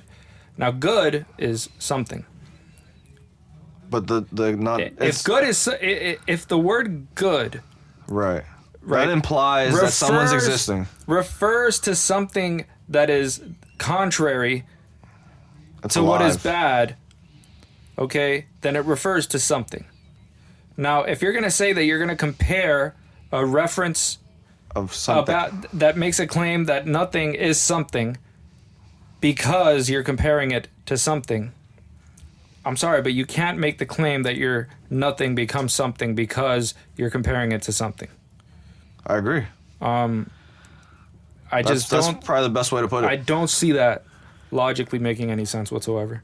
Yeah. Now, the David Benatar dick riders the world, oh my God, it's hilarious. The David Benatar dick riders are so caught up in this. It's like talking to a fucking communist. I mean, they read his book 400 million times. Okay. Right? And they just go back, no, but the asymmetry and the way it works. And you end up in a circular argument where you just keep hearing the same bullshit again and again. And they'd have nothing else to say. And it would just be circular bullshit that goes nowhere. It'd be like arguing about religion. Right. So at that point, it's faith. A constant feedback loop. Yes. So that is, like I said, it's a waste of time because shout out to the man Benatar. No, you got to give it to Benatar. No, it's interesting. I'll give it to him. It's not horrible. I mean, some people like that shit. It's described in anthology and right. Yeah. What do you? Go ahead. But I mean, my part of my contention is that I don't think they. First of all, I'm not even trying to necessarily agree with all of the 4 points that he places, because the asymmetry argument is supposed to explain these 4 intuitions that people have. Mm-hmm. I'm not necessarily sure yet that I agree with them. But either way, it doesn't matter if you agree with them. Most people have them. And if most people actually believe them and think that this is how things should be, then it would follow based on their own beliefs that what they should do is not reproduce, according to Benatar. Anyway, go ahead. Well, I was gonna go into, I don't know if you want to talk about smashing a pregnant chick. Absolutely. Would you ever do some shit like that? Absolutely. My God, to go from Benatar to fucking a pregnant chick is beautiful. Would you though? What a segue. Jesus Christ. Obviously you're a chick, right? I am, yeah. I'm saying, like, you would obviously... And I'm pregnant, too. But you wouldn't smash... It's 2024, motherfucker. I can do whatever I want. Another pregnant chick that you're not dating, right? Would you do that? Would I do that? No, I wouldn't. Yeah, I don't think I would either. I would not. And that's me being honest. If I was potting, I would have... I'm not saying because I wouldn't be attracted to her. No, me either. Not that. It's just... She didn't look pregnant. There's too many issues with that. There's too many problems. One... See, but it's not because of the aesthetics of the situation that I'm not doing it. Is it a hygiene? It's just, if this woman... I mean, of course, one thing would be... First of all... It could be STDs, bro. I don't even think it's a good thing to smash a pregnant chick. Well, it's not so much that she's pregnant. It's especially if she has a relationship with someone else. That motherfucker's gonna kill you when he finds out. I don't even. Look, the guy is one thing. That's one problem. That's one. That's one, right? I already don't like it for that reason. But then also you add the fact that this kid is going to be affected if the relationship is ruined as a result of that. Here's a based tangent to Ron, can we finish? Ron, why did you raise your fucking hand? Are you gonna say something about the topic? How about if every individual in this circumstance was just not in the circumstance of knowing? The chick doesn't know. Yeah. I mean, well, obviously that kills the argument. There's no argument then. Well, the chick doesn't know probably. You didn't know, so what's the point? Times she's probably passed out, But I'll tell you what, in real life, that's it's never the case that you can be fully sure that no one's gonna find out. Yeah, I mean, in caveman times maybe. And so it would always be irresponsible to do it. No, I wouldn't do it. If it's my girl, then obviously I would do it. I wouldn't mind that. But I'll fuck the shit out of my pregnant wife. Yeah, but another dude's pregnant. She'll end up accidentally aborting by the time I'm done fucking her. I mean, that is... Nah, I heard it's actually good to have sex with your pregnant wife. Oh. Like, it's really healthy for them. No, not the way I'll do it. It is. Dude, all right. It's alleviation. So, yeah, have sex. Gotta take it easy, man. It's great. And bitches, I think it's a ridiculous idea. Let me bring it away from pregnancy. I mean, even if you're talking about a chick on her period, I mean, the problem is that, like, fucking on your period, ladies, it reduces your menstrual cramps. Now, this is not research written by some dude with blue balls. Okay. I hope not. There's some good evidence for this. Really? Yeah. So it's completely normal. It's completely normal to smash Like it's nothing with her on the period. Yeah, bro, get some blood on your cock, bro. There's nothing. I'm good, bro. You're a pussy. I'll pass on that, bro. What? I've done it before, bro, but I'm good, bro. What's the issue, bro? Come on now. It's just You've done it before, but you're still passing on it? I'm passing. It's bro, just you not... gotta have more respect for the female anatomy than that. Hey, Come on now. Wait until the intimate female pops in your life, bro. It's gonna be different. Maybe then, I like obviously. how I'm pressuring this guy to get fucking blood on his body. For real. Jesus. Dude, speaking of like fucking pregnancies and shit, I was watching this Charlie Kirk debate he was having, like these 20 V1s. Yeah. And it pretty much got crazy to the point where this dude is so like Christian faith-based and he doesn't believe in abortions at all, that he pretty much said that he wouldn't abort the baby if his daughter got an R word, you know. And he believes the only way abortion is justified is if the mother is extremely likely to die. That would be the only way. I think that's insane. What'd you say? He's like a Christian nationalist or some shit? No, I don't think he's like that though. Well, it's irrelevant because the point he's making stands either way, right? Yeah. No, I was just saying that he's extremely like he's a very religious person. Yeah. But I don't even think he's on some Christian nationalism. Does he say why he thinks that's the case, or is it just God?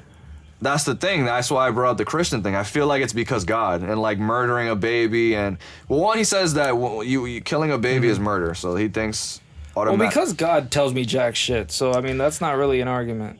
But he believes that killing baby is murder. Period. Yeah, so that's his real argument. That's just. I mean, that's the easiest thing in the world. If I were to make up a God right now, I could tell you anything. I could give you a God that believes that David Benatar is right about everything. And, I mean, of course. And just don't reproduce. But dude, even in a crazy situation like that, I thought that was a little odd. Like, well, what do you think about that? If we have kids and. We're not.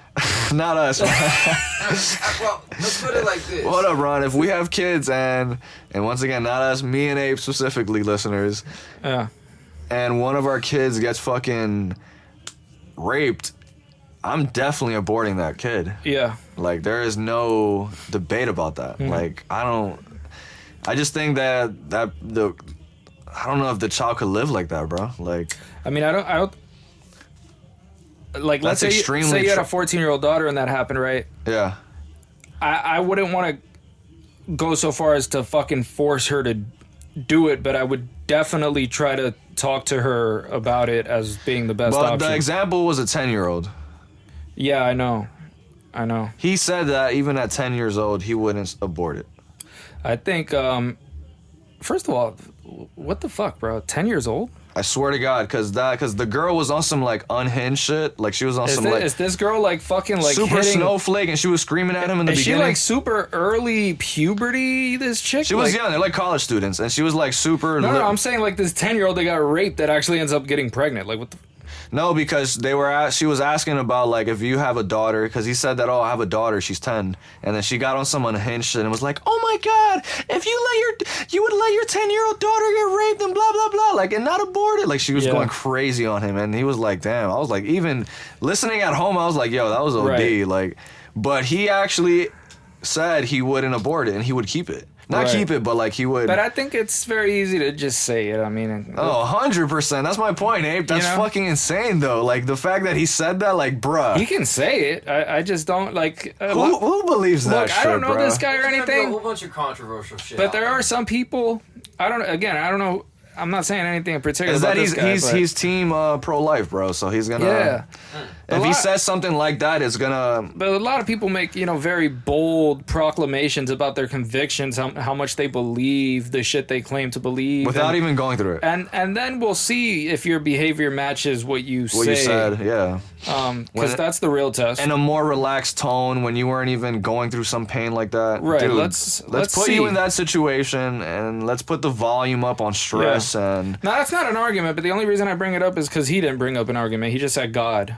No. By the way, I don't remember if he said God specifically. I just know he's like super religious, so he could have said that. Well, he says that, but he believes in general that abortion is murder. Yeah, but he says that the second that the guy busts and like there's there's ovulation and shit. That's it. As soon as conception occurs, that's life. That's well. It's one thing to say it's life. A fucking sperm cell is life. A tree is life. Technically, yeah. But to say it's a human. life, right? Yeah, it's a human life. That technically you're killing some. Okay. Yeah. Within life, there then comes destruction. I would have to ask him. Would you consider God also destruction? I would ask him to define what it is that human life means. Then. Perception of what God because if you're gonna tell me that morphs a lot, that conception is the same thing as a fucking, an actual like fucking 9-month fetus. He would agree. Yes. He says all of it is human life already. He says all of it. It's you. I'm sure. He can say that, and then I can show him a little piece of what looks like somebody busted in a cup. He would still say that's life. He can say it, but nobody, including himself, believes that these two things are the same thing.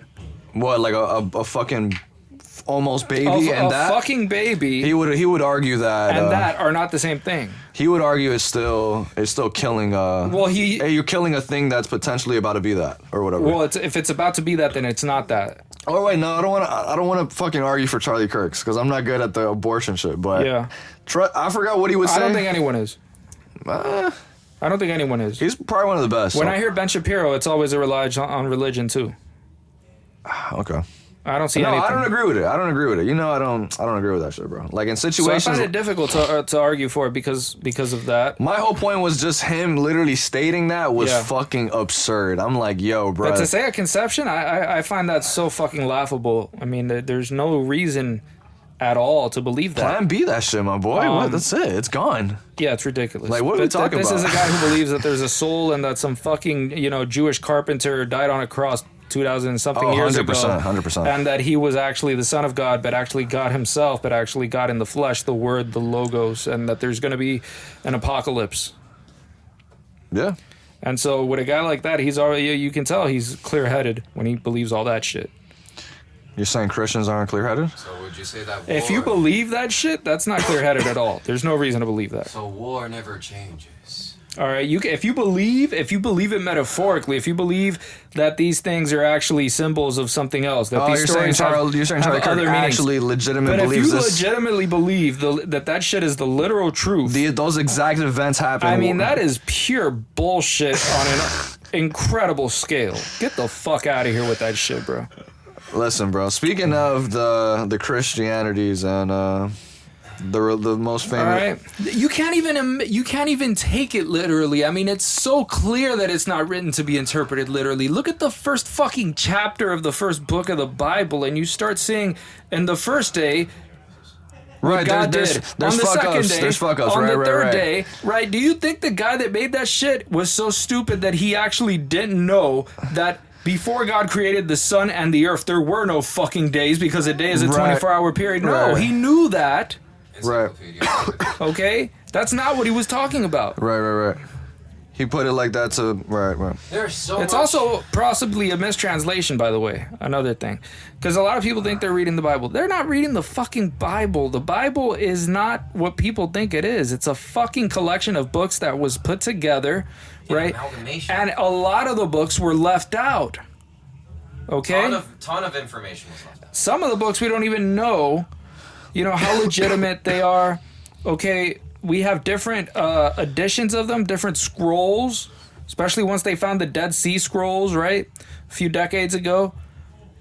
And you ended up looking at the differences between the way that a certain gospel that's in the Bible was written in that language versus how it was written in the other version of the text that we had before. So basically for years what we had was an iota of information. Yeah, but it's not easy to translate a lot of this shit, right? First of all, it's not even one language, all right? Look at it like this. The Old Testament, right? The first, the Jewish side of the Bible, the first, part of it was in Hebrew, right? Okay. The Jewish language. The other parts of it were like in fucking, Coptic, right? They were like in the Coptic language of that era. It's like Greek Coptic sort of shit. And so these are two different languages. And so already you're translating to make the guys that wrote the New Testament, they were translating certain words, right? When they mention verses from the Old Testament, they were translating it, from Hebrew to the language that they were going to use. And then people ended up translating from that to like Latin and shit, and then ended up from Latin. It's like a game of telephone. Or from the original ones, translating it to English, for example. Now, so if you want to pretend that you were able to successfully capture this, 100%. But of course the Christians don't give a fuck about that, because what they'll tell you is that it's received through divine revelation. That's it, yeah. It's all for every fairy tale that you explain to them that it's just a fairy tale, they'll come up with a new fairy tale. Yeah. And you'll get nowhere, because I can always add a different variable to the equation after you're done with the old variable. Right? If I solve one math problem, you can always add another. Right. No, I agree. Fucking, what do you think about the Groypers? Well, define them. What are they? Explain what they are. Well, I think it's pretty complex, and I might be wrong on the terms, the definitions. This is beyond conservative. Yeah. Well, I'm gonna give you the definition that most people that aren't hip perceive it as. Okay. And this is what I think, so bear with me, listeners. I think a Groyper, from that perspective, is just the white supremacist, alt-right, like the 4chan guys vibe. Like that type of... Right. Or they could be considered like internet trolls, Christian nationalists. Right. So it's kind of hard to really put it in like one... Yeah. Now, what I was gonna say is what I think the Groypers actually think of themselves.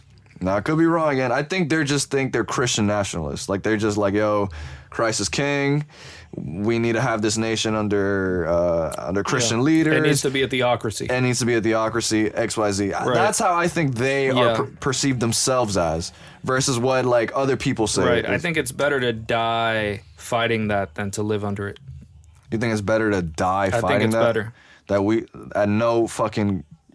cannot have that whatsoever. That is not good. Yeah, I don't know. That is literally what happened during the Dark Ages is fucking theocracy. Right. Right, just religious structures of government. You know, each one more corrupt than the last. Right. Deciding what humanity should do with horrific consequences. Yeah, I mean there are a lot of people promoting this type of these views. Here's what I like about the because of course a lot of them are gonna give a lot of shit to, you know, Freemasonry and shit like that, or to things like we mentioned in this Vivek Ramaswamy sort of situation. Vivek cooked a Groyper live on right. It was on a video on X that I tweeted, and I thought he cooked them, dog. Well, it's interesting. The guy basically asked Vivek if to specify the God that he believes in, and Vivek, because the way this guy was asking about it, he was asking as though, first of all, Vivek was kind of like he was being vague with the term, like who is the actual God, in a sense where like he's trying to like win Christian listeners. As if like he's never mentioned like, yo, I believe in Hinduism or whatever. Yeah. That's kind of how he was like portraying the question. Like, oh yeah, you've never really been 100% right. Like what's the term? You've like, never been divisive enough for me. With the whole God. You don't discriminate enough between one religion and the other. You need to be clear about what you actually believe. Right. And he pretty much asked him that, and then Vivek pretty much, I mean, he just told him like, dude, I've told this plenty of times that I believe in Hinduism. I don't gotta. And he just like talked a little slack after. Well, he didn't say specifically that he believes in Hinduism. I think he does though. He does? I believe he does. I'm not sure. Well, even if he doesn't, the point of his response. I think he is a Hindu. No? I don't know. I think he is. Whatever, go on. I also don't give a fuck. No, yeah, I don't care either. I'm just saying. Because the problem is that, I mean, he can look. If you're gonna run for president, you should say what you think, and that includes religion because it's important to a lot of people that end up voting. Of course. So, I agree with that. I don't agree with this guy's bullshit take about what is He didn't really. This is a Christian nation. This is a deist nation, motherfucker. Get the fuck out of here. Yeah, let's keep it a bug, bro. Like he was trying to give him his whole. That's why I brought up the Groyper thing, because this dude obviously he believes that the leader of our nation has to be a Christian. Yeah. This is why he had the whole. This is why he asked Vivek this question. I would try to figure out how the fuck he knows who is and who isn't a Christian, because saying it isn't shit. A complete atheist can lie about that. Like that's so like third grade shit. That is bullshit, you know. And then Vivek. That's like telling me, look, I'll give you the hall pass if you say you don't have cooties. Yeah, type shit. Do you have cooties? Because I can't give you the hall pass. I might get cooties. And then Vivek literally cooks him and talks since you love this nation so much. A man who created the Declaration of Independence was a fucking deist, right? And he wasn't this Christian God that you fucking want him to be. Oh, so no, what? He didn't believe that at all. No. So do you think Thomas Jefferson shouldn't have been or done what he done or whatever? Because I just don't understand how, if the guy who literally wrote these founding documents was a deist, which does not believe that God is here intervening in the universe. Probably the most important document of this nation's whole existence. Right. How is he not good? The idea... Or how is he not good enough then? Right. And, well, I mean, if that's the founding set of principles and documents, how in the fuck can you then in the next breath declare that this is a Christian nation? When this man that wrote it wasn't even... And did you say that he said something about the Freemasons or no? Oh, yeah, and then because when he brought up Thomas Jefferson, Vivek, immediately this guy was like, oh, no, he was a Freemason. He was Freemasons are an enemy to Christianity, which is kind of proving the point, like, right, more. But then again, now he has a problem not just with Thomas Jefferson, but with a whole list of U.S. presidents, including the first one. Which did... amazing things for the country. The man who crossed the Delaware, who literally, I mean, that's why when turned the tide of war. When I heard Vivek cook him on this, I was like, yo, this is a great fucking like argument for all the Christian nationalist dudes. Yeah. Like, what can you say to that? Yeah. Like, honestly, like, I wonder what Nick Fuentes has to say to that. Mm-hmm. Like, and then he's seen the clip and he tried to like. There's a lot of like resentment among these because these people are hilarious. The most hilarious ones are the Catholics. Because the Catholics are so full of shit that they believe that there's a guy who's a representative of the Pope, and that guy's woke. Oh, God, yeah. And I don't know how you can live with the cognitive dissonance of knowing that the guy who's supposed to represent God here believes in the exact opposite of what you claim to believe. Right. The Pope is like LGBTQ friendly and all that, right? Yes. Right. Which is completely against Christianity and... No, he's also, I mean, it's hilarious because the Catholic Church, it doesn't allow, it's not that it doesn't allow, it forbids, in a sense, right? Right. Homosexuality. As far as they could, I'm not talking about that, I'm talking about like just joining Freemasonry, for example. Oh, the reason why I think that that's hilarious is because of the fact that, you know, Freemasonry is sort of, it allows you to join from any religion that you have. It doesn't matter. You just have to believe in a single God. Right. You got to believe in God. But then when you turn the tide and you look at what this Pope is talking about, he's doing the exact same thing. He's talking about all religions, you know, being one version of the truth and they all point to the same truth. It's like, the light, that is not what the fucking Bible says, motherfucker. Get the fuck out of here. Come on now. So to put him on this pedestal, like if he's like some right? No, I get it, bro. I don't get the Christian nationalism shit. I just don't understand it. It's the woke right, according to James Lindsay. Well, it is. Right. It's like it is the woke right. Yeah, it's interesting. They're going at it, James and Nick. Yeah, Nick is a hilarious character. He's pretty funny. I will give it to him, but I just don't agree with anything he says for the most part. Well, the problem is that he'll point out something, whether or not it's a problem. It doesn't have to be a real problem or a fake. I mean, if it's a real problem, it'll obviously get you closer to supporting whatever it is he's saying. Right. But imagine somebody that gives you a real argument, right? Or a fake argument. It doesn't matter. If you end up saying, for example, oh, you know, the United States spends way too much money on Israel, and you bring up all this corruption in the Israeli government, right? Sure. And the Mossad and the CIA. Like, with the Jewish and then you go from there and you start talking about, you know, we need to do something about these Jews. Right. Well, now you're talking about collectivism. Yeah, that's my only issue with him. That it's painted as everybody that's Jewish is a problem. It is. Well, that's a problem. That's what I'm saying. Like like when you put that's it like the that, issue. yeah, that's the problem, bro. That's the Just issue. point out.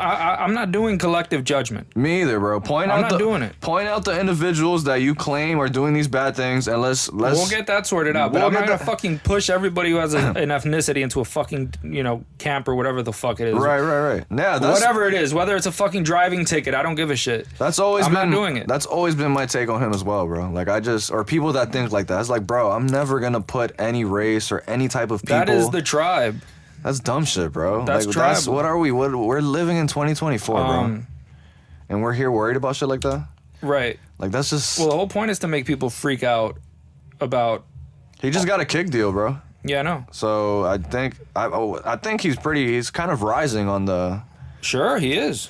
Like, he is. It's definitely a lot of people Christian nationalism is 100%. I don't think that's rising. Let me be clear on that.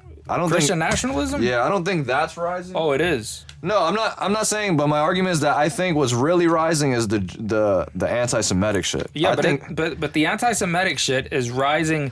Do you think that's just they're rising in conjunction? Oh, in conjunction, okay. Yeah, because part of it is we're Christian nationalists. We're not gonna have atheists. We're Christians. Fuck we're not the gonna Jews. have Hindus. We're gonna fuck. Yeah, right. I got We're not gonna have Muslims. We're not gonna have any of that shit. You're gonna be a Christian if you're gonna live here. Gotcha. Okay. And if you're Jewish, that's not something that they're going to tolerate. Right. Right. No, they're not saying, because Christian nationalism is extremely vague, even in their books, they don't fucking say how it is that they're going to achieve this state where there's no atheists. What are they going to do with them? Are they going to move them to China? Are they going to kill them? What are they going to do? How do you do it? That's like communism, bro. They never want to say the bad things. It's just when it happens, it's going to happen. Right. There is no like, oh yeah, we're gonna do this. Of course they're not gonna say that part. Like it's like nobody's gonna go along with their little plan. No, nobody. Fidel fucking was always like, yo, I'm not a communist, guys. We are not Marxists or whatever. And then he became the fucking dictator, and that's exactly what he was. Yeah, it's the same shit. It's fucking. There's not much to be gained from collectivism. Actually, I can't see anything to be gained from a philosophy where you say that you're going to go ahead and judge people as groups. Now Israel being an issue and the power it has over the U.S. or like the influence, unless the group is being judged on something that defines the behavior. So, for example, if I were to say pedophiles, right? Now that's a group that I'm talking about. Somebody specifically does a certain thing. Exactly. So if I were to say... That's different from somebody's... If I were to say murderers, well, that's a category that describes actions. And actions are something that people can be responsible for. Of course. You can't be responsible for your ethnicity. Right. That's what I'm saying. Yeah. That's I'll never judge someone off that, bro. Like, come on, bro. Especially a collective. Like... Anyway, that's... It's baby dick thinking, bro. But anyway, I thought that Vivek was a great Thomas Jefferson... I didn't even know about that Thomas Jefferson Bible. Oh yeah, I didn't know about that. Man was out here writing his own shit. Yeah, he was doing his own version of it. Swag, you know. I respect it. Yeah, limited edition. We need that. Very based. Need to read that. Oh yeah. Might get in tune with that soon. I'll send you the documentary. Very Leviathan to me. Leviathan. What a word. Have you read that political philosophy text? You definitely didn't read it. Just Leviathan. It's just called Leviathan. It sounds like a base thing like The Onion. Let me see how much we're at. It's an interesting one. I was gonna ask you. I was gonna say I love Venn diagrams. Why? That's just something Kamala said based as. I'll tell you why she likes Venn diagrams. You know why I love Venn diagrams? Because Venn diagrams. The information and the other information and the I've seen that. Yeah, it's retarded. Yeah. But no, I like Venn diagrams though, because you know what I'm saying, especially when they're really far apart. I like it when they look like big titties. Because it looks like the ass cheeks, and then like the point where it converges is like the asshole. Yeah. Of a bitch, you know what I'm saying? It's like a 4D drawing of ass cheeks. Yeah. Like it's like what comes to life in a way. What does this ass cheek and that ass cheek have in common? They're both right next to this asshole. Bingo, bro. Now you're potting, bro. Fucking dude, Coco Chanel used to get smashed by Nazis. Right. I just wanted to bring that. I mean, yeah, it's a lot of. I mean, it's a famous meme at this point to say, you know, that if you ask one of these alt-right fucking hate dudes the Nazis, man. who they're trying to fuck, and it ends up being a fucking Pornhub history of interracial ebony smashed by big white cock or some shit, right? Searching up a Nazi thing on Pornhub is crazy, bro. Yeah. I think that's just a kink fetish, no? Smashing a fucking. No, I think it's like these dudes want a black chick who will like accept them despite their professed hatred.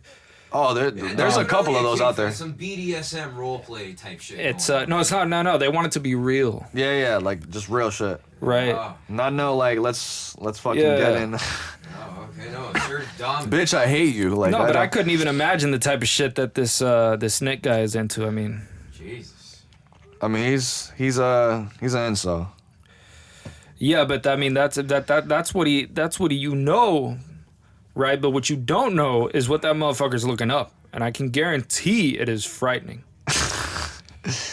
You think he's beating it off, bro? No homo? No, he's 100% beating it off. That's crazy, bro. Not smashing till whenever. That's crazy. Anyway, we could talk about Plato's. We could talk about the Biggie pushing it to the limit. Let's get into that. We didn't talk on a pod that we didn't release. So we could talk about it now.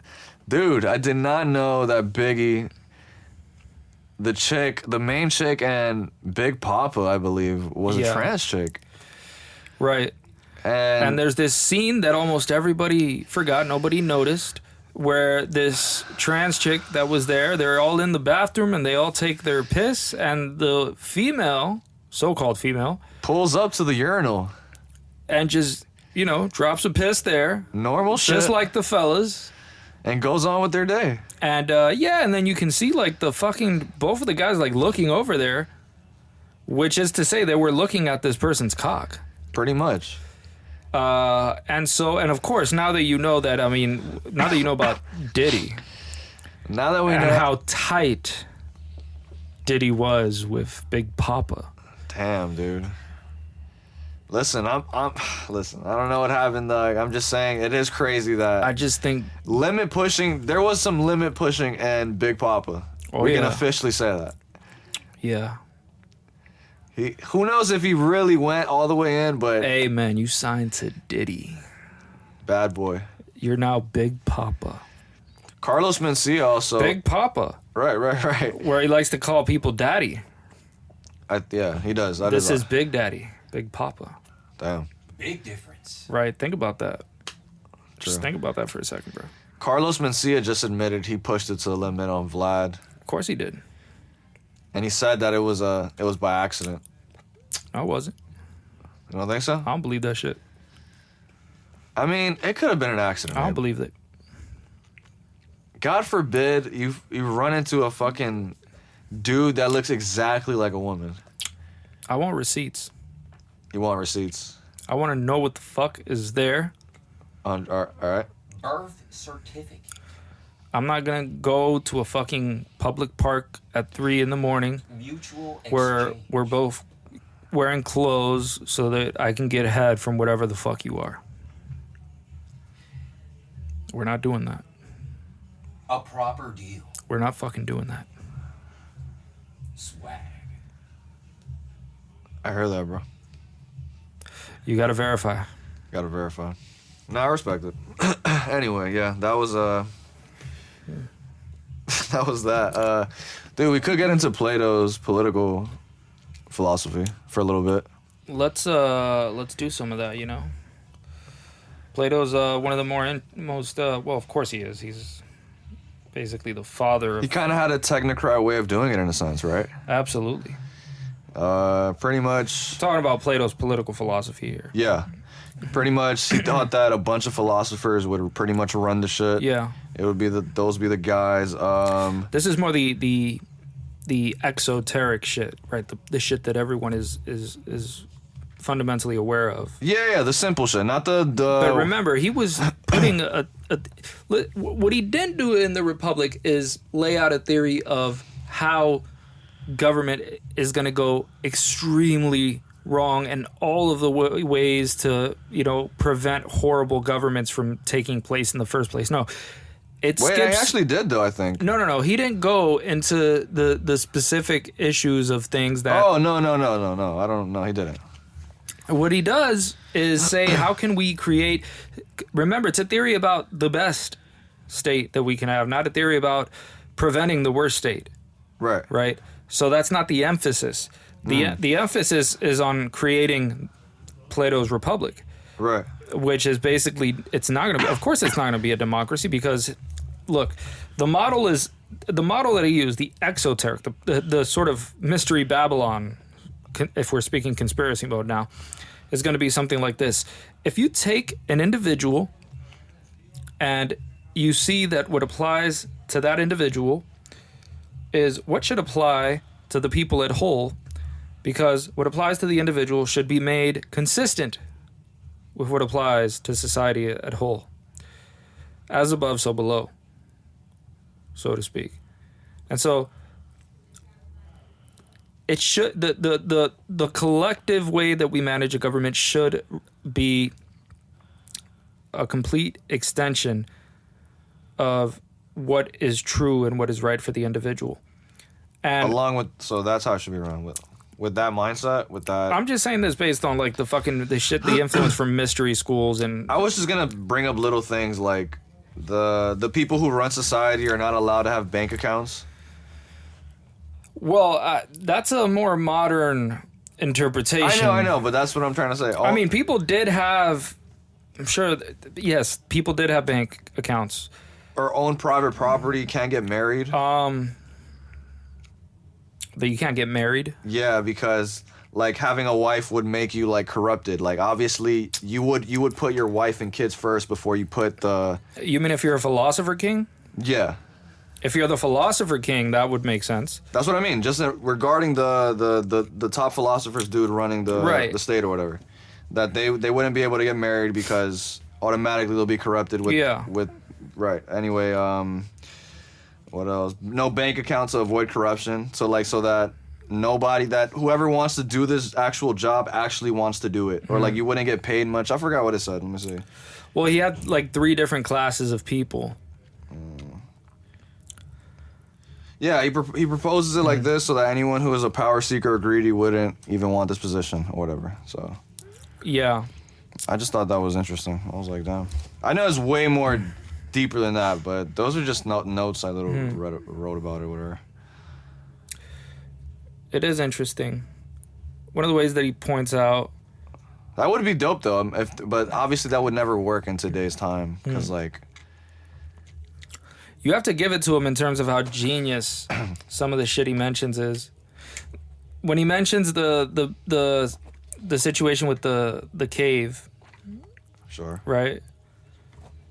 And he starts talking about how there's this cave and there's these people that are locked up and they can only see the wall of the cave and see the shadow from the lights that come and they think it's like these demons or whatever. They think that that's reality, and somebody was allowed to get out of there and go to the outside world and see life for itself. They were blinded as soon as the light touched them. As soon as the light touched them, they come back, and it takes them so long to get acquainted with how dark everything is and how two-dimensional it all is. And he's dying to explain to the dudes, like, yo, dude, there's more out there. Get out of here. He just saw reality. This is part of why it's so clear that, you know, to be initiated in that era had some serious implications. I mean, they weren't. I really do think they were using some sort of psychedelic for this. What do you mean? Everybody that was of the class of people like Plato in that era was initiated into the mysteries. Anybody that wanted their soul to be saved was initiated into the mysteries. The ritual definitely contained some mind-altering procedure. That's how it worked. That's what it consisted of. What drug do you think it was? I don't know. I don't even know how the fuck they did it. I just know that because this is one of the things that we know about the ancient mysteries is that they actually did use something. I mean, I know they had rituals and an entire, thing that was going on. So there was that. But whatever they did, it was said to give people the experience of feeling as though they had died. And they would overcome the fear of death through that experience. Sounds and familiar. The problem is that, yes, exactly. Right, that's what psychedelics do. Anyway, the idea of the cave is just incredibly interesting, but it's also part of a political philosophy because it points out they didn't believe this guy. And so the person that's actually telling you the truth, the wise man, is not believed. He's demonized by the society, ultimately killed by them. And so you can see where democracy leads. Right? People that are controlled. This guy did not want to endorse the system that led to the death of Socrates.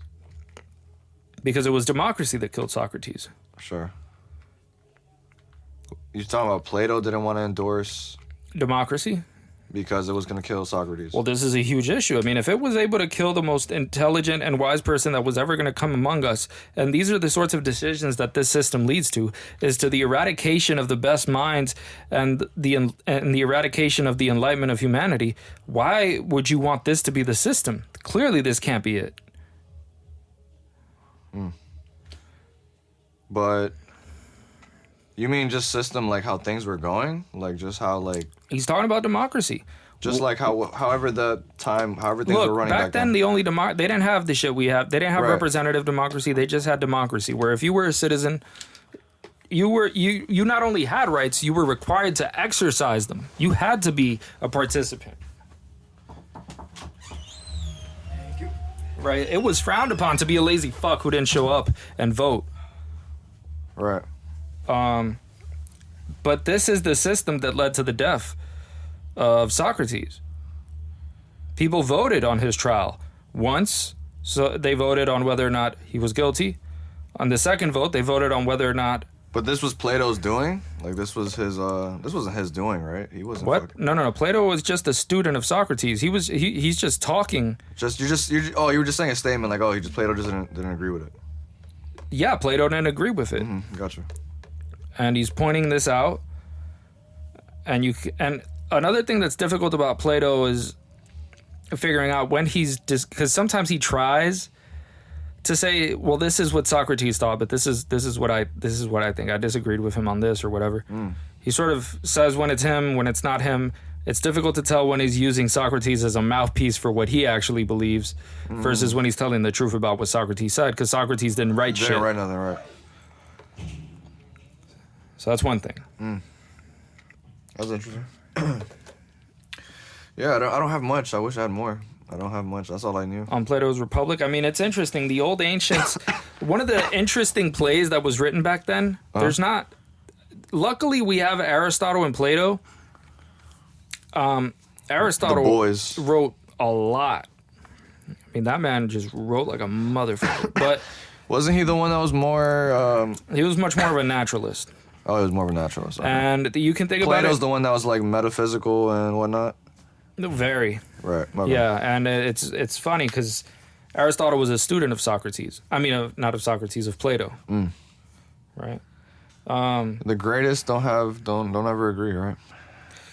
Not if they're great. Or not unless they're both right. True. I was going to say, how much older was, like, Plato? I'm not sure. Not sure. I'm not sure. I just find it interesting, and even when you look at a guy like Aristotle, who did he end up influencing other than all of the Western world? But the people he directly influenced, like... Who's his students? Alexander the Great was his student. Interesting. The man who fucking conquered and... Damn. He conquered most of the known world. Shit. That's crazy. That's it? You can still go to Egypt and visit a place called Alexandria. That was his shit? That was his. Damn. I gotta do that. Where they had a huge lighthouse there. He actually, one of the things that Alexander wanted to do was sort of civilize humanity and bring it together by uniting it under a single banner. Right. Sounds like some New World Order shit. It was definitely his New World Order? domination plan. Type shit. Motherfucker said, listen, bitch. This is how it's gonna be ran. And it really did go that way. Sure. I mean, yeah. When you're fucking Alexander the Great, yeah. He was really great at conquering. He wasn't that good at just leading shit, though. Right. You know, that was a problem. It all fell apart when he died. There was no successor. Right. Nobody was under his wing? Left an amazing People were under his wing, but nobody was his actual... He didn't declare... Nobody rose to the... He didn't plan for after his death. Got it. Motherfucker was on a high his whole life. He was like, 100%. Yeah. He's like, dude, I'm the greatest. Yeah. Not to Diogenes, though. Not the homie.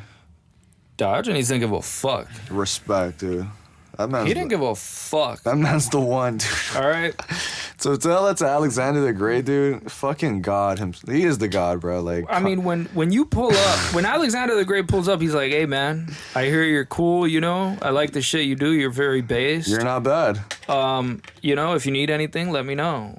And your response is, yeah, dude, move out of my way. I mean, you're blocking the sunlight. Like, fuck out of here, G. And then he leaves and he says shit like, if I wasn't Alexander the Great, I would want to be Diogenes. That's straight out of like an anime, bro. Like fucking Alexander the Great just leaves and he's like, damn, man, Diogenes is great. But then for Diogenes to reply to you, this fucking homeless guy who pisses and shits and ejaculates on strangers, for that guy to reply to you and be like, you know what? If I were Alexander the Great, I too would want to be Diogenes. Cooked, bro. I mean, that is some next level wreckage, bro. Dude who just got groupified. You don't recover from shit like that, bro. Diogenes had aura. Oh, 100%. definitely. There's no 100%. doubt about that, my man. This man was on another level. Nah, that is insane, though. You know what's hilarious is this student of what is it called of Epictetus that went up to him and he was telling him, yeah, you know, I want to be a cynic. You know? Sure, that didn't sit right with... And Diogenes already knew this was some bullshit. Right? I'm just saying that because there's no way he didn't. All right? You think that? First of all, to be a cynic. The odds that you would pull up to a Stoic and be like, I want to be a cynic.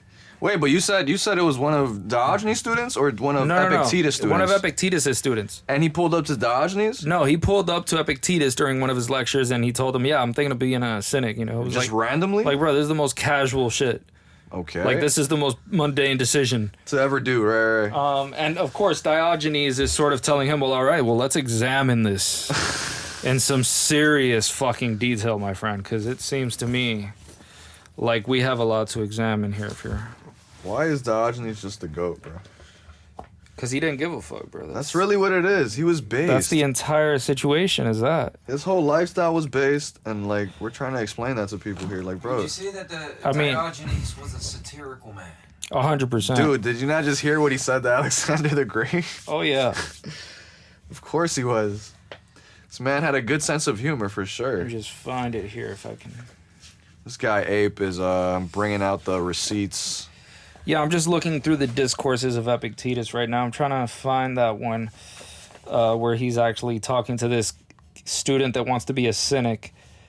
First of all, because it's hilarious. I mean, you have to know, that must have been like a dare. Like, if you're going to ask Epictetus about whether or not you should be a cynic, first of all, why are you asking? The disrespect, dog. Why are you asking him? How dare he? Was he a Stoic? Epictetus? No. The student, was he like just a Stoic and out of nowhere was like, damn, dude, all the students were being trained on being Stoics. So motherfucker got a glimpse of Diogenes and was like, nah, bro, want to live the base life. Yeah. Listen, I can't blame him, dog. Oh, of the Cynic philosophy in 256. What's good with you, Ronnie boy? I'm looking up how to say cynic in Spanish. Cínico. Cínico. Yeah. There you go. What are you gonna do, dog? Tell that to, yeah, tell it to somebody? Oh, and then in the feminine version is Cínica. Cínica. Shout out to all our Spanish listeners. I think we have a couple. You already know. Yeah. The description he gives of what the fuck the cynic was is fucking wild, bro. This is actually one of the longest discourses in this book. Motherfucker had to go deep. He's like, yo, we're not fucking around, bro. You want to talk about this? We're going to fucking talk about it, bitch. Let's get into the intricacies here. I mean, he goes off, bro. Don't tell me he's hating, bro. On the Cynics? Yeah. No, of course not. The Stoics love the Cynics. Oh, they loved them. Yeah, absolutely. You said the Cynics are like the fucking Stoic times They like 30. they are the Stoics on steroids. Okay. Yeah. But I thought he wouldn't. So he would agree. We wouldn't agree with it, right? It's not the best living. He would agree with it. He cites Diogenes as an example all the time. Oh, word. 100%. Oh, all right. I'm intrigued now. I gotta hear this. I mean, look, all right.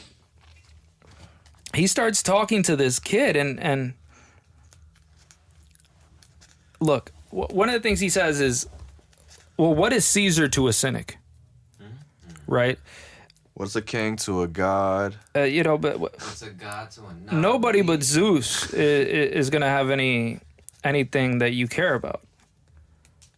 Nobody but fucking God. So he already has an issue with this motherfucker. This is somebody who the king is the king or the fucking Caesar, whoever the fuck is in charge, is asking him to be there. The man is not shaking in his boots. This is just another dude. Sure. Okay? You're referring to the student. I'm referring to what Epictetus is telling him. Like, you can't see a motherfucker that if you're a cynic. Everybody's the same Another shit. thing There's is the kid ends up telling him some shit about, I want to have a wife or whatever. It's like, motherfucker, a cynic, why would a cynic want a wife? You don't give a fuck. This is indifferent to you. Yeah. Do you not understand what I've told you about Diogenes? Motherfucker pulled up and said he wanted a wife, but still wanted to be a cynic. Do you not understand? And he gave an example.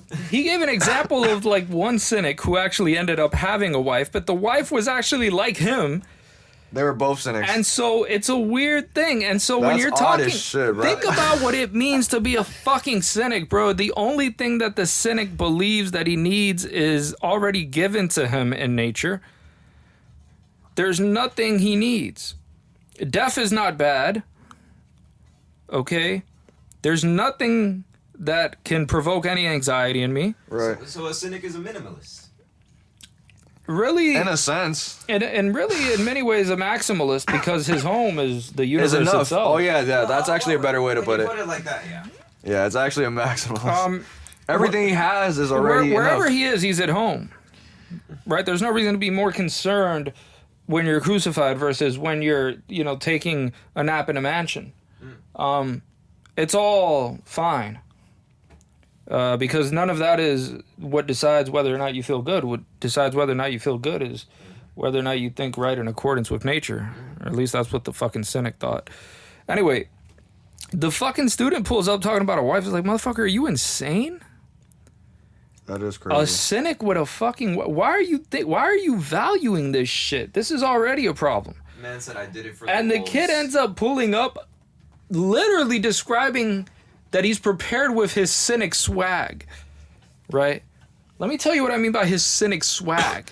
Wait, the student? Yeah. Okay, I'm all ears. He pulls up and he talks about how he has like this, the cape or some shit like that a cynic has, or like a rod or whatever the fuck. What the fuck you like mean? a stick or some shit like that. Is that something they pull up with?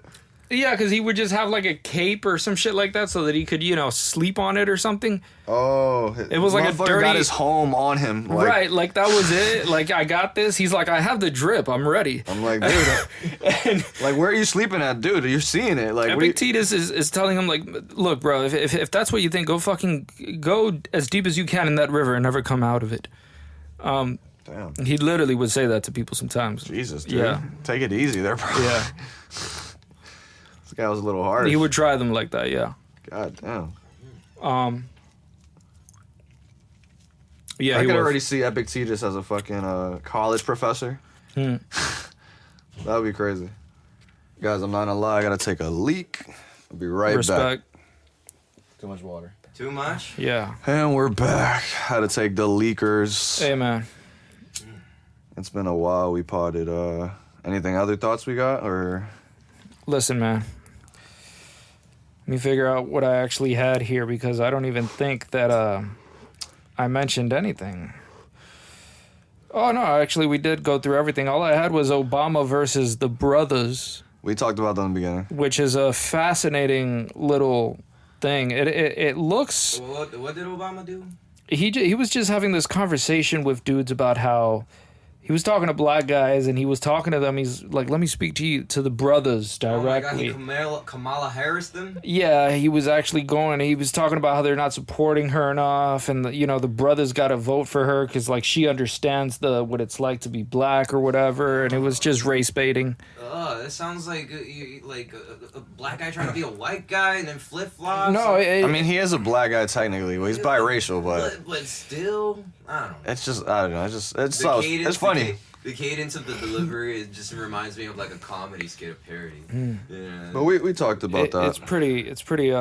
Yeah, that I mean, like I said, we covered it all, but we didn't cover anything because it's the first time back, folks. We did cover a lot. Right? I'm warming the gears up. We went a little bit into anti-natalism again. Yeah, but I want to get more like really in-depth shit. We're gonna go deeper. I'm going into it, bro.